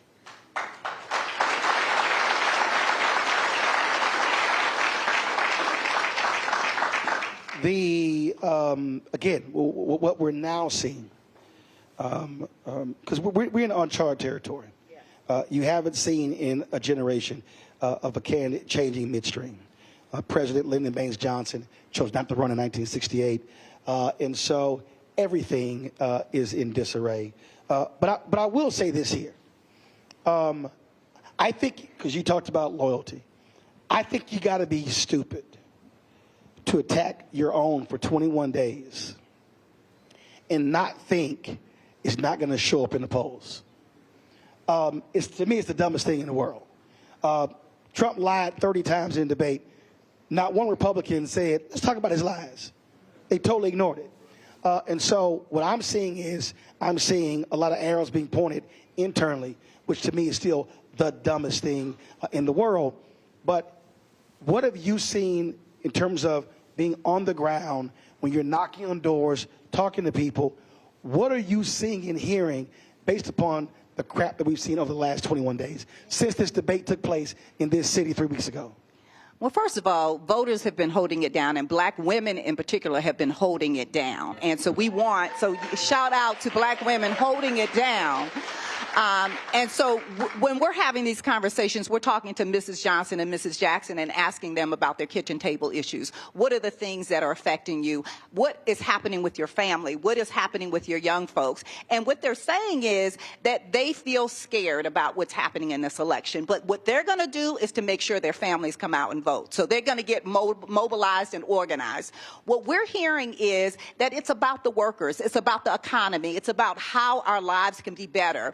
But we're in control. So I don't think that everyone is as focused on the leadership of these parties as much as the values of these parties. And that's what we're holding in on. Where are your values? And make sure you vote your values. So I'm from a union family, born into a union family, married into a union family. So we're union all day long. But we're first community. We're first black. Right? We're black and we're community and then we're union, right? So we also have to serve the community that is also supporting you. So I invite you to continue to serve and support the community that has allowed you to live the lives that you're living now. So black folks have helped with this economy in the South. Black folks are on this ramp in the South. We need black folks to recognize that they have power, and they have more power if they work together. So we're talking about organizing together around issues. So when we're knocking on doors, we're knocking sometimes with labor and community together, maybe talking about different issues, but the issues all boil down to rights, respect, and dignity. And that's what we're talking about with this campaign. Dignity on the jobs, making sure that you have a decent wage, making sure you have your breaks, making sure that you're not out there in the heat all day long. One of my friends said that she was hired at $16 an hour at Delta, and now it's at $19 an hour, and it's hard for her to get a break, right? And then she has to have 2 other jobs in order to make ends meet. If she had a union, she would not be in that situation. But also the company has told them, well, if you sign those cards, you may not get your bonus in February. Right? Do y'all get bonuses in February? So, yeah. So your chair, that's a fear tactic. Don't fall for it. So if you're listening, if you're a worker on the line and you're scared to sign a card, what we say is we're not scared. We're not scared. Don't be scared. Sign the card. Organize, organize, organize, organize. When our rights are under attack, what are you going to do? Sign the card and organize. Organize, organize, organize. So when your rights are under attack, what will you do? Stand up and fight back. Yvonne, I've been having a lot of conversations with people over the last several days. And what I've said is you've got rich donors who have said to Joe Biden, we're holding our money, we're pulling our money. One guy's on the record is telling Adam Schiff, if you do not come out against him, and if the other senators do not publicly come out against him, I'm not giving y'all any money. And what I've said is, donors may have lots of money, but they only got 1 vote. And the reality is, you cannot win an election without the votes of the people. And what I've been saying to people through my social media, on this show, is you are the ones who decide the leadership. So these donors can get in these rooms and these fat cats can decide if they control the party. But the reality is, folk got to speak up. And I've said, listen, if President Joe Biden opts not to run, there's going to be a civil war if they don't pick Kamala Harris. And I've said to people, let them know, F around if you want to, but it's about to be a problem. You're about to find out what's going on. Because, to your point, if you don't have the people, you have nothing. You kind of need them, and that can't be lost, I think, on a lot of these, elite Dem operatives that regular, ordinary folk chose Biden Harris. And if you're going to beat Trump, that's the only way you're going to beat him. It's not going to happen with some rich donors in California. I agree, and that is why all of our efforts, Deborah's, ours, Stand Up, the Georgia AFL, and all of our affiliates are out there educating We have to educate. I say this all the time to my staff. We got to get people to connect the dots. I know they hate when I say that because I say it all the time. I say it all the time, too. Oh, okay, see? And it is over the last election cycle when Warnock was in the runoff, the number of folks in the union that voted right rose because we went on a serious education. Why do you need to vote for whoever? You have to, the PRO Act was part of it.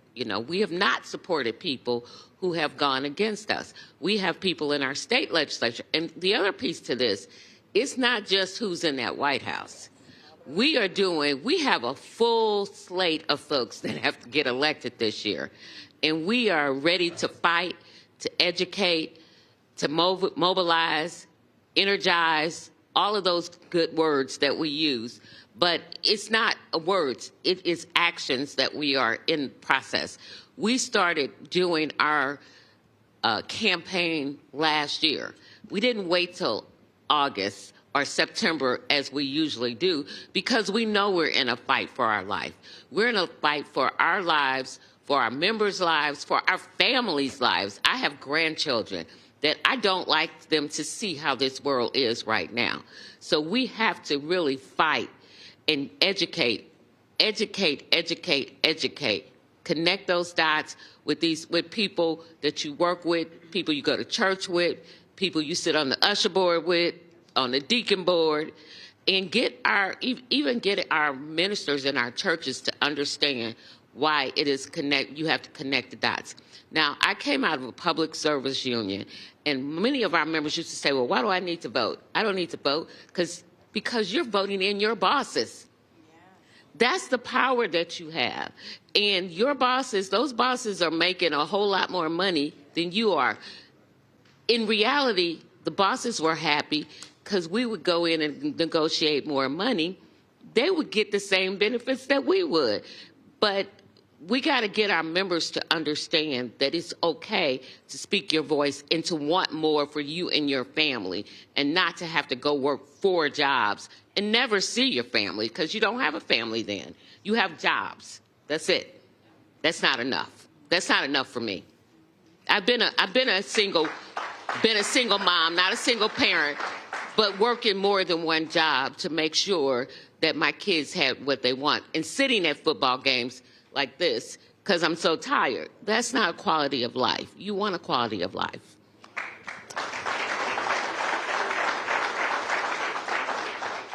Rich, I travel this country a lot, and it's interesting.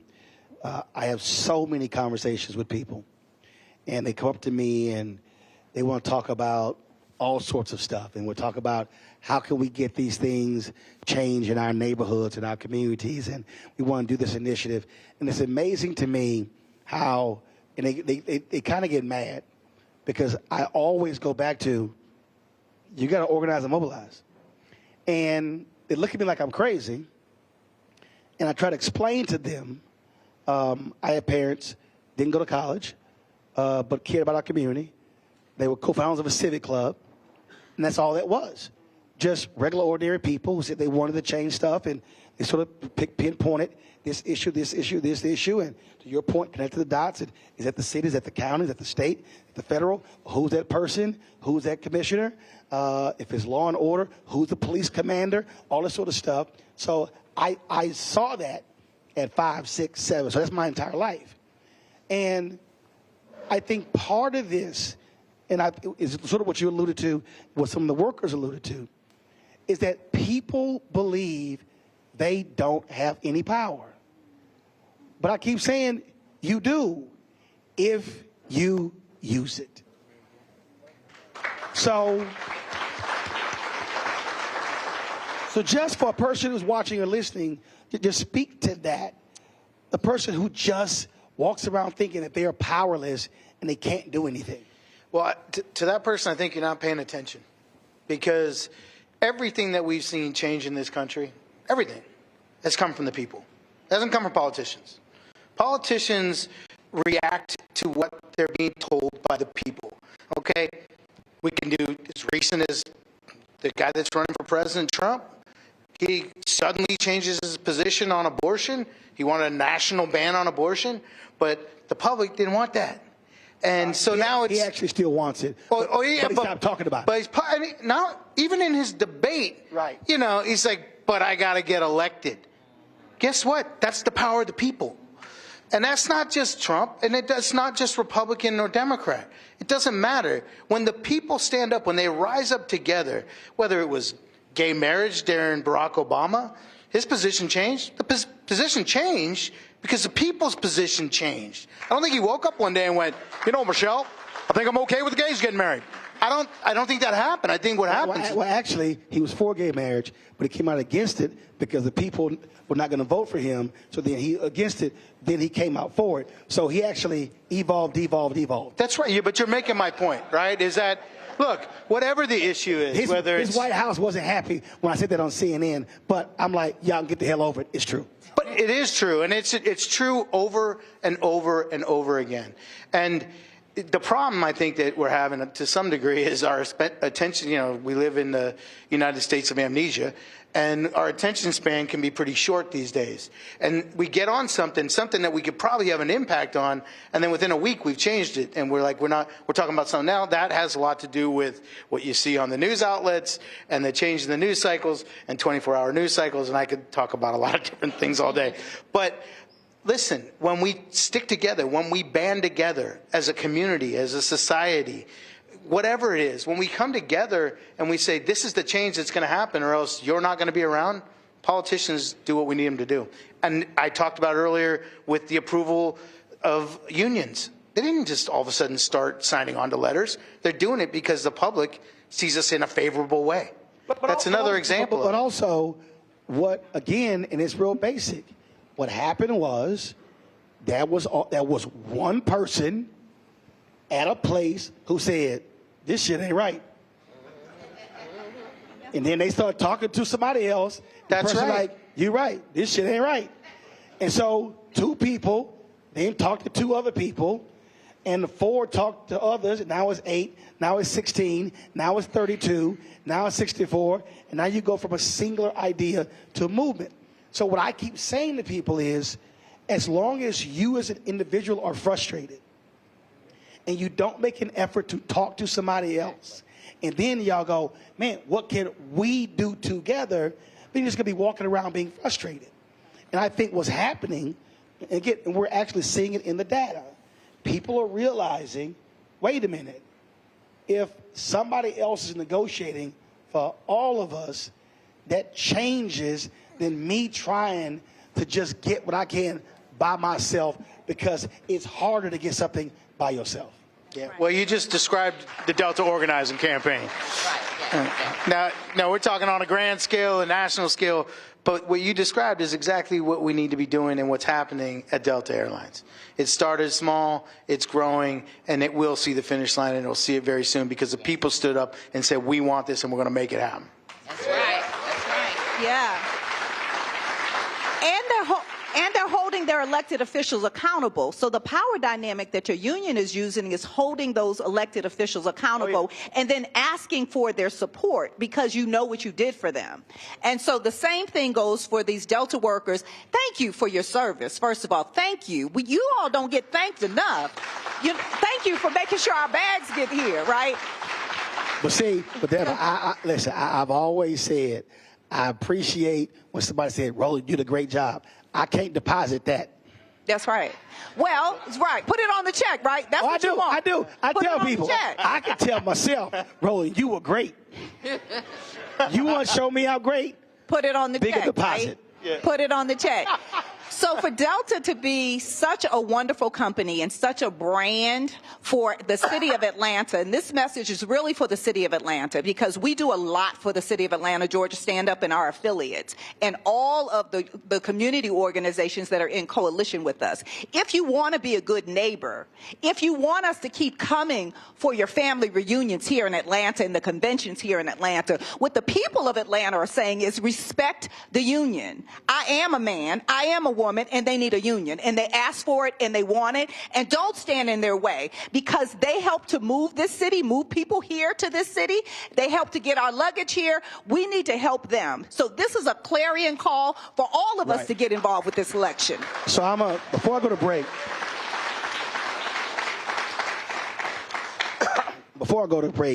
I'm going to say this here because you somewhat alluded to it earlier, Richie, and actually all three of you. And this is where I think people don't really understand how these games work with corporations. So prior to COVID, from 2014 to 2019, the airline industry spent almost $40 billion on stock buybacks. Now, for the person sitting at home, what they're not understanding is that the stock buybacks are meant to boost the stock price and to return shareholder value. Now, what happens with these publicly traded companies, who do they care about the most? Their shareholders. But as one of the workers said, if we ain't number one in these categories, you don't get there without workers. But what has happened is you have so many of these companies, not just airlines, so many of these companies are so focused on their stock price, on their shareholders, on their investors, without realizing you don't have high performance without the production of your workers. The two go together. I can sit here and say, oh my God, we had a great broadcast, but I kind of need the lights, the cameras, the switching, the audio. If you want to see a bad show, you can look great, but if your audio's jacked up, it all sucks. If your lighting is jacked up, it doesn't matter how great the content was. And so what we're seeing these companies, I mean, when the United CEO was being grilled by Congress, they said, why have you spent money on stock buybacks but not into safety? And that's part of the thing. So I think also what we're seeing is workers in different areas are ticked off at these companies that are taking their free cash flow, giving it back to stockholders, and saying, oh, we don't have anything for the workers. When the Trump's tax cut, and the thing is, they were public. He was running around and said, oh, they're going to put the money back into the companies for the workers. The CEOs were like, no, we're not. They were literally like, no, we're not. We're doing stock buybacks. And that's exactly what happened. And so what we're now seeing, I think, we're seeing a worker revolt saying, you keep giving stock buybacks and screwing the workers. That's why they're responding, I think, the way they're responding. Go ahead. Can I just say one thing? The other piece is that workers are being informed of how much these CEOs are making. And they're making... Was it 39 million? Yeah. This is the largest gap in American history between what a CEO makes and the workers make. Right. We've never had a gap. I think it's upwards of 45 to 50 to 1. Yes. Yes. That's how wide this gap is. And folks are realizing that and saying, well, my CEO makes all this money and I'm making $5.95 an hour, you know, or $8.50 an hour. And it's that big, like I said, number one to do business, but number 47, 48 for workers. My bad. In 2022, the CEO to worker compensation ratio was 344.3. So the CEO made 344 times more than the average worker. When I said it was 50, that was a number in the early 70s. That's how it was then. Now it's 344 to 1. And that's a reality. That's not just pulled out of the air. That's not right. It's not right. It's not right. That ain't right. It ain't right. Well, it was funny. It ain't right. It was funny. I know one CEO in the media business who they own multiple different companies, but they told one of their divisions there will be no bonuses for the workers, but the CEO got a bonus for their performance. And it was like, well, how in the hell you get a bonus for our work, but we didn't get a bonus for our work? That's what we're seeing a lot. All right, that part. Got to go to a break. We come back. We're going to take some questions from folks here. Folks, you're watching Roland Martin Unfiltered on the Black Star Network.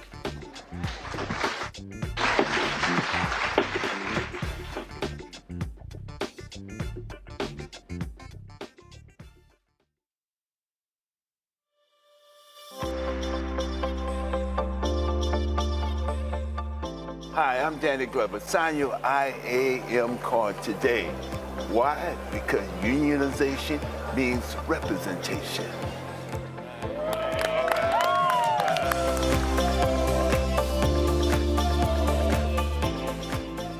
Fanbase is pioneering a new era of social media for the creator economy. This next generation social media app with over 600,000 users is raising $17 million, and now is your chance to invest. For details on how to invest, visit startengine.com/fanbase or scan the QR code.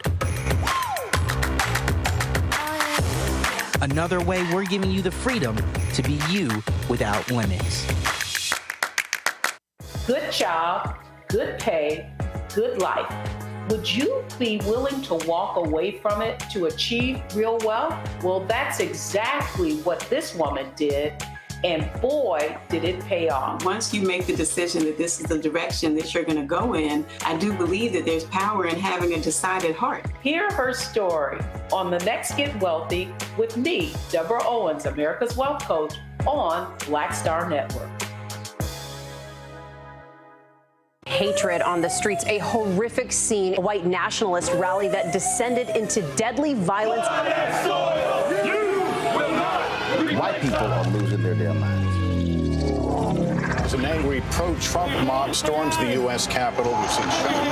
We're about to see the rise of what I call white minority resistance.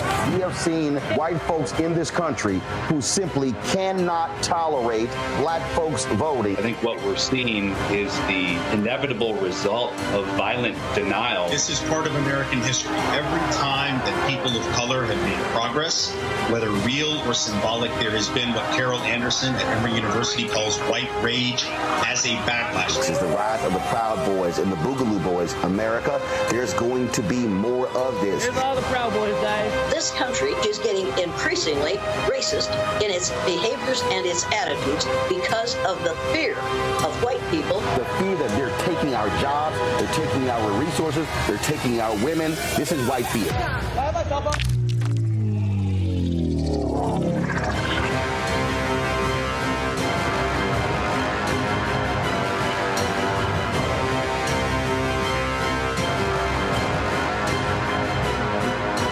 Coming up on the next Black Table, a conversation with Professor Howard W. French on his new book, Born in Blackness, covering 600 years of global African history and helping us understand how the world we know today is a gift from Black people. There could have been no West without Africa and Africa. That's on the next Black Table with me, Greg Carr, only on the Black Star Network.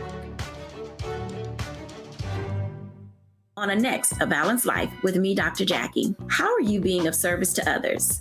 Doing for someone beside yourself is such a big part of living a balanced life. We'll talk about what that means, the generation that missed that message, and the price that we're all paying as a result. Well, now all I see is mama getting up in the morning, going to work, maybe dropping me off at school, then coming back home at night. And then I really didn't have any type of time with the person that really was there to nurture me and prepare me and to show me what a life looked like and what service looked like. That's all on a next, A Balanced Life with me, Dr. Jackie, here at Black Star Network.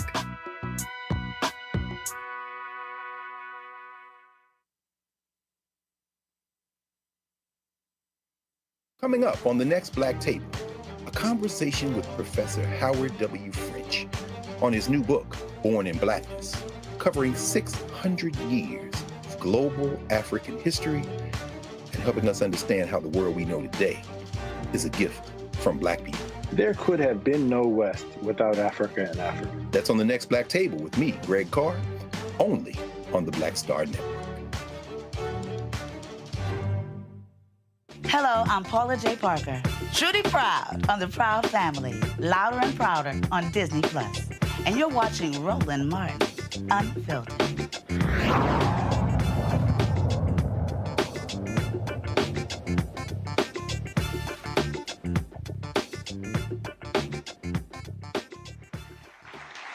All right. Hi, we're back at the IBEW Hall here in Atlanta. Now it's time for our question portion of our conversation.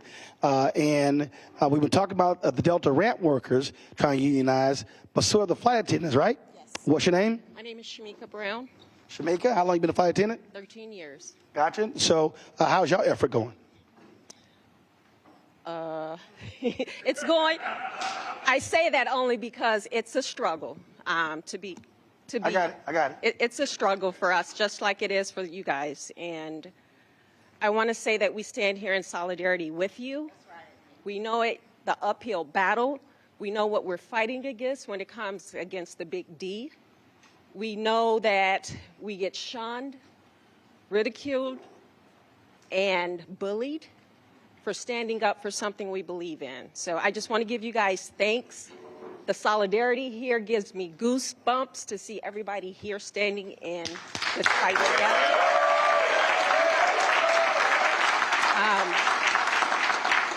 Before I ask my question to Mr. Martin really quick, I want to say that we have to stand for something. I was brought up from the Midwest, raised by my grandmother, and I was always told, you stand for something or you fall for anything. So when you go home and you're tired, you're frustrated, you're angry, you're pissed the fuck off. Yeah, it's my show. You can cuss. Don't worry about it. Hey, that's. It's all right. The show is called Unfiltered. That's good. That's good to know. It's called Unfiltered, and I own it. I've been holding back all day. When you're pissed off, just know that you're not in this fight alone. You got support systems. When you need someone to vent to, I'm in Atlanta. Just know that. And we love you guys for getting in this campaign and fighting for what you fighting for what you deserve and finally getting it. So my question, Roland, Mr. Barton, is, from your opinion, with Delta being Mecca in the South, what struggles outside of the ones that we mentioned already do you see us approaching when it comes getting closer to the finish line? Well, I'll answer this way. I appreciate your question. Thanks a lot. And good luck in the fight. It's sort of what you alluded to earlier when you talk about when major companies provide community support. And so what I try to explain to people is follow the money. So even in my business, you'll have companies that will buy tables at events, but they won't advertise with black-owned media. Well, what they'll do is they'll say, oh, we support the NAACP, we support the Urban League, we support the UNCF, but then I try to explain to people, I want you to calculate how much they are giving and then how much we're giving up. That's right. And a lot of people don't understand that. So I'll give you an example. We've been highly critical of PepsiCo. PepsiCo, significant market share, African American. Their numbers that they spend with black organizations and black-owned media is abysmal. So PepsiCo had an initiative where they, with the Urban League, where they 5 years, $10 million to help black restaurants. Support it, that's great. Then they had an initiative where they wanted to drive $100 million in receipts to black-owned restaurants over 5 years. Great idea, they can't track it. PepsiCo spends $3 billion a year on marketing. If PepsiCo spent 5% of their marketing budget with black-owned media, that's $150 million a year. That's $750 million over 5 years. So when I'm explaining that, I say to Black America, which one has a greater impact? 5 year, 10 million, 100 million over 5, 750 million over 5. So we have to learn to stop getting excited when companies sponsor events and say, oh, you gave 25 grand to this, but you generated 10, 20 billion in profits. You gave this percentage to these events in the city, but this is what your stock buyback was. So part of the problem for us, and I'll say this specifically for African Americans, we get excited with big check presentations that are small amounts. So to answer your question, we have to literally educate people. Don't get excited when you see platinum sponsor without asking, okay, but how much are you taking care of workers? And I think that's the part of the problem. I see this all the time. People are like, yeah, but so-and-so, they're a great community partner. How much was that budget compared to this over here? Happens all the time. It definitely does. But one of the things, this is the legacy of Atlanta is Maynard Jackson. As you come into the airport, of course, is Maynard Jackson Hartsfield Airport. But he said that if we're going to have an airport, a new airport, that it was going to also include minority businesses. And he says it won't happen without minority businesses. No. He said tumbleweeds will roll down the runways until this happens. So that's 50 years. 50 years ago, he was the mayor of Atlanta. Before he became mayor, African Americans were receiving 0.0012% of all city contracts. Not 1%, not 0.5%, not 0.25, 0.0012%. Right. You ain't got to be a math major. Right. That basically is nothing. Right. The math ain't mathin', right? So we have to make sure that we also understand the value proposition of Delta. If Delta this is a company town, the town says no. The town says pay the people. The town says we want a union. We want to make sure that the company knows that we understand the value proposition, that we understand here in Atlanta that Delta moves Atlanta, but we also move Delta. And so we're going to stand with you all because that's the value proposition, right? Go ahead. I just want to say to the sister and brother from AFA over there, I know the struggle you're going through, and I know how difficult this is. I tried to organize the flight attendants in 2014, and we actually filed for an election, and it is a difficult struggle. But I want you to know that we committed to this together, and we will be there to the end. Whether we win, lose, or draw, we will be standing side by side with AFA because they've stood side by side with us. So thank you. All right. I just want to.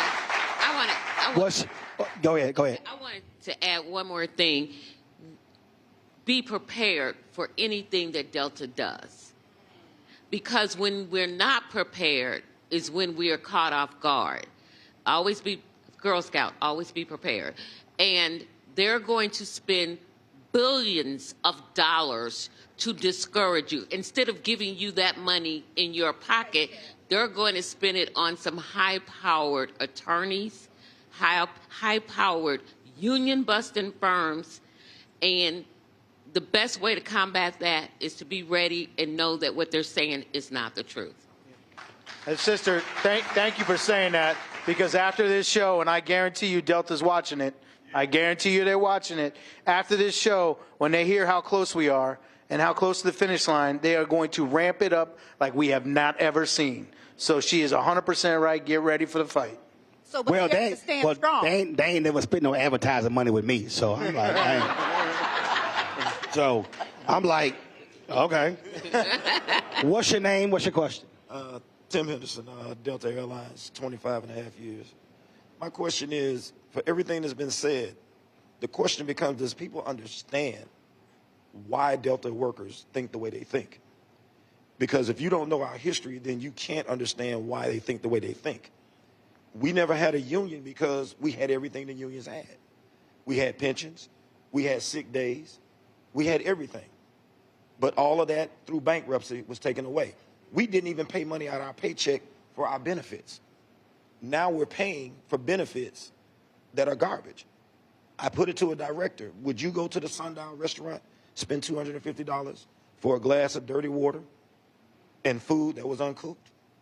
Then why would I pay that for health insurance where we're going to the doctor and paying $100 out of our pocket and still being told you got a bill in the mail. So the question becomes, when do people find out what really Delta is and was compared to what it is now? Who wants to take that? Have you signed a union card? Yes, ma'am. You have signed a union card. All right. We just want to make sure. Now, you know, he wouldn't have got his ass up and asked this question Want to know. without signing that card. Because somebody would have jumped up like, you ain't signed that card, but you answered the question. I appreciate it. Has who everyone wants, in who here wants to signed answer? a card that can? Who wants to answer? Okay. Go ahead. Yeah, I mean, look, we continue to put that information out. We just got to find ways to make people read it, right? And communications is tough because we're exercising everything we can, including being here today. Whether it's, you know, news lines or Twitter or Instagram or Facebook or you name it, we're doing at-home mailings. And I do this with all my members, by the way. And I go to break rooms where I represent people and I say, by the way, who's seeing this stuff? And it's like crickets. It's like, but we're going to keep banging away. We're going to keep trying to get that message out. And we need you. We need the inside people. That's the way we get it to them because, and it gets to them in a break room. Well, listen, when we met in Houston for the convention, so I met Delano, and he said, hey, you know, could we do this? Because in our meeting, I was talking about mass media. And so what happens is people don't understand. That's why it's called mass media. You reach masses. And I can tell you, I experience it all the time, the number of people who walk up to me all around the country, going through airports, bailment, I mean, I don't care what it is, and people say, man, I had no idea about any of this stuff until I saw your show. I had no idea about these things. And so when you talk about what you're up against, it was the same thing. And I'll go ahead and say it. For 7 months, we've been trying to get Sean Fain from UAW on the show. He won't come on the show. And Reverend Barber told him, how you trying to organize black people in Alabama and you ain't talking to Roland Martin? He said, I guarantee you more black people know him than know you. and the reason that's critically important because part of this is also when you talk about how do you change people, you have to have trusted messengers. Because folks say, I don't know you, but if they know your history, then they'll listen to you.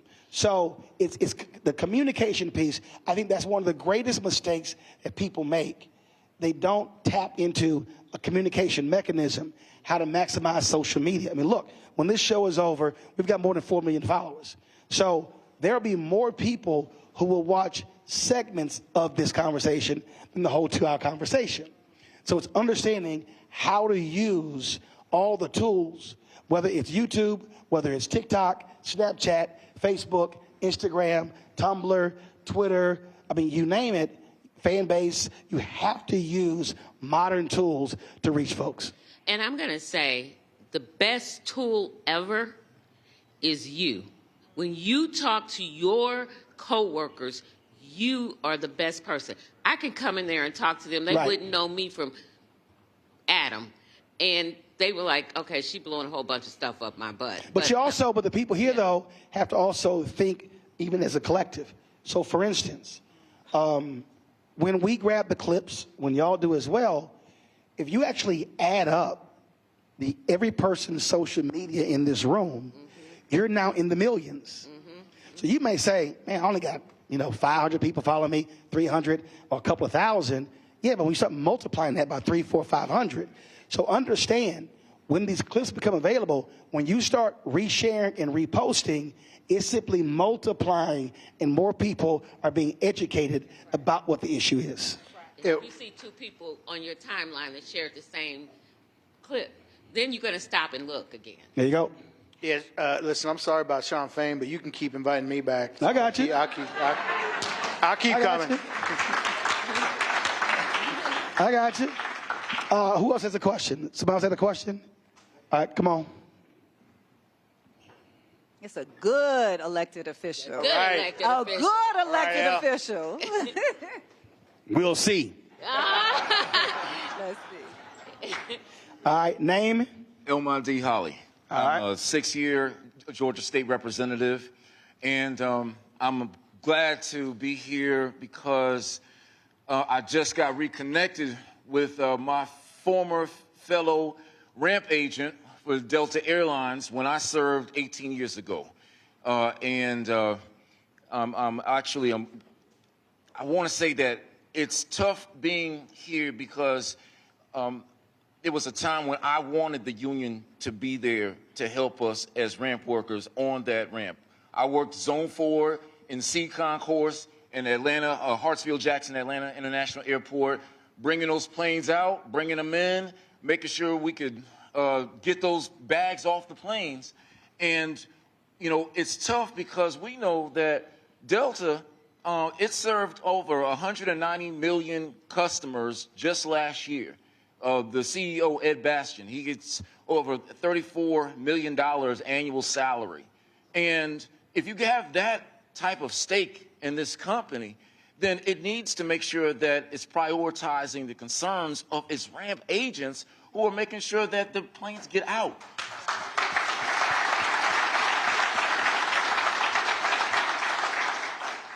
And briefly, I know that my colleagues who are here in this room, we've seen how in this state, how the governor has signed Senate Bill 362, which tries its best to make sure that when companies are trying to relocate to Georgia, that it strips away their tax incentives if they voluntarily recognize unions.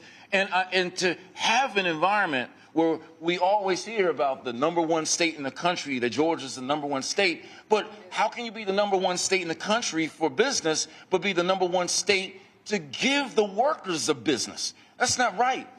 The question I have, because I know we have Deborah Scott here, we have Yvonne Brooks, who have been so revolutionary, not with just workers, but I want to know, what advice do you have for the families who are at home, who have to wait there for their loved ones to come off of work, even knowing that in their workplace they see a hostile work environment where there's flyers? I remember the flyers myself where, you know, they'll tell you don't spend any money on union dues because you can get a two-piece a wing and chicken, or you can get Air Jordans, or at the very best, get a timeshare.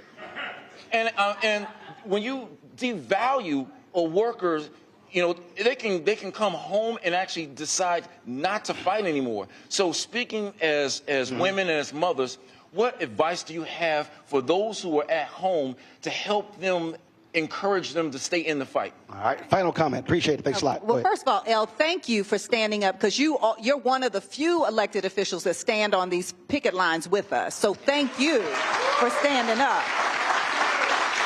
But we have to remember that it's not just organizing and mobilizing. We have to strategize. So during this period, we have 4 or 5 months to change the dynamic in this country, right? That means we have to get every single family member that is sitting at home registered to vote, and the grandkids and Bebe and them, all of us, we have to get registered to vote and make sure you're on the rolls, because, you know, doing a lot of funny business about the vote here. Yeah. And as your family is documenting what's happening, we want to make sure that you're actually documenting those stories. Write it down in your notebook. And I know you give them good notebooks, right? Write down the grievances and the things that are happening on your job. Teach your children about what it means to be in a union and what this company and these companies are doing to you, so that we can continue to keep organizing and strategizing. I'm from a union family, but we have to keep going, right? We have to keep rinsing and repeating and working together. So we have to strategize. So during this strategic period, we got to get out and hit these streets, y'all. So we got to ask for those cards to be signed and ask to make sure people are registered to vote and come out and vote. Yep. And I just want to add that my kids learned about unions through osmosis.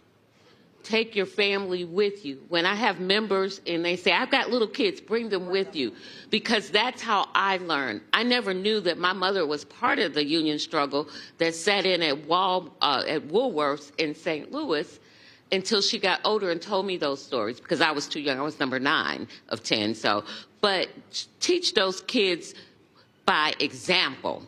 If they go on those picket lines, they'll learn it. If they go with you when you go to union meetings, they'll learn it. They'll start running union meetings. My children have learned to run it, you know. And so that they are part of the experience. Richie, final comment. Yeah, and to that question, I would say if you're at home right now and you're watching this, and your loved one works for Delta Airlines, tell them what you saw today, tell them what you heard today, and tell them to sign a card.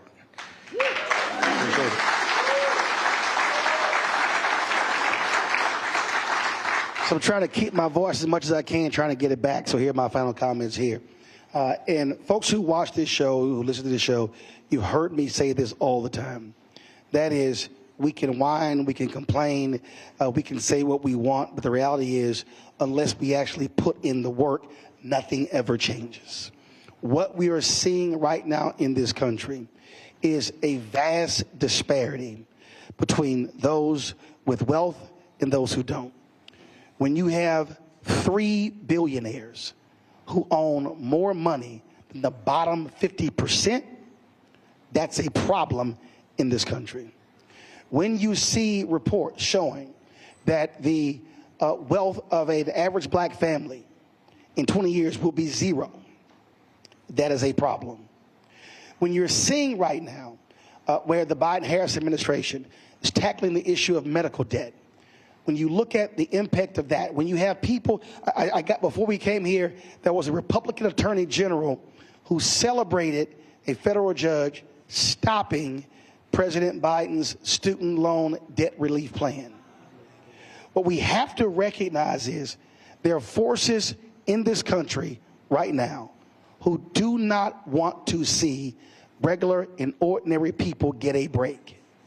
What they want is they want folk doing all the work and not getting paid, not having health care, not having benefits. Now look, here's the reality. You can have a small business and you may not be able to provide those benefits because your profit margin is almost non-existent. But when you have companies in this country that are generating 5, 10, 20, 30, 50, 100, billions of dollars of profit, and they're paying CEOs 20, 30, 40, 50, $100 million, stock options, providing them free Gulfstream rides, paying for their no-interest home loans, buying off their homes, then you tell me what system is fair. But the only way these things change is when regular, ordinary people do extraordinary things. That's right. You cannot...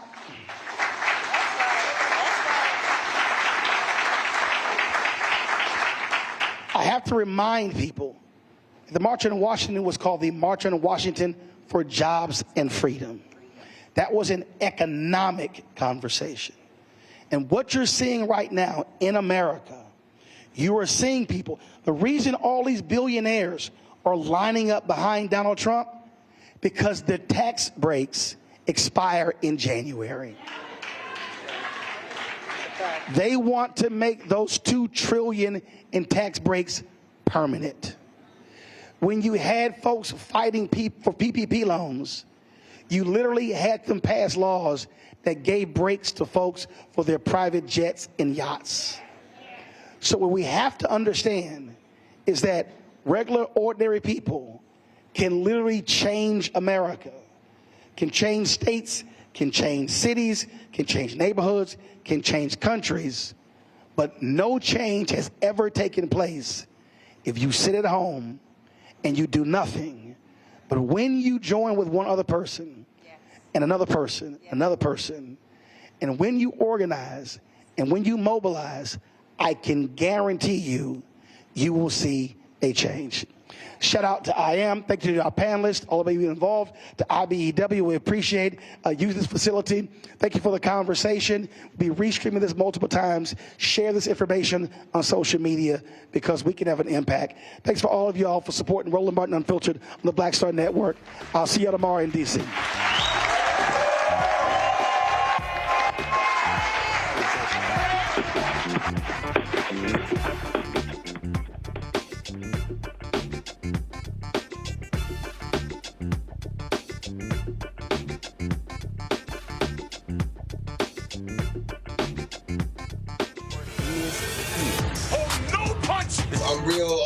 revolutionary right now. Thank you for being the voice of Black America. All momentum we have now, we have to keep this going. The video looks phenomenal. See, there's a difference between Black Star Network and Black-owned media and something like CNN. You can't be Black-owned media and be scared. It's time to be smart. Bring your eyeballs home. You dig?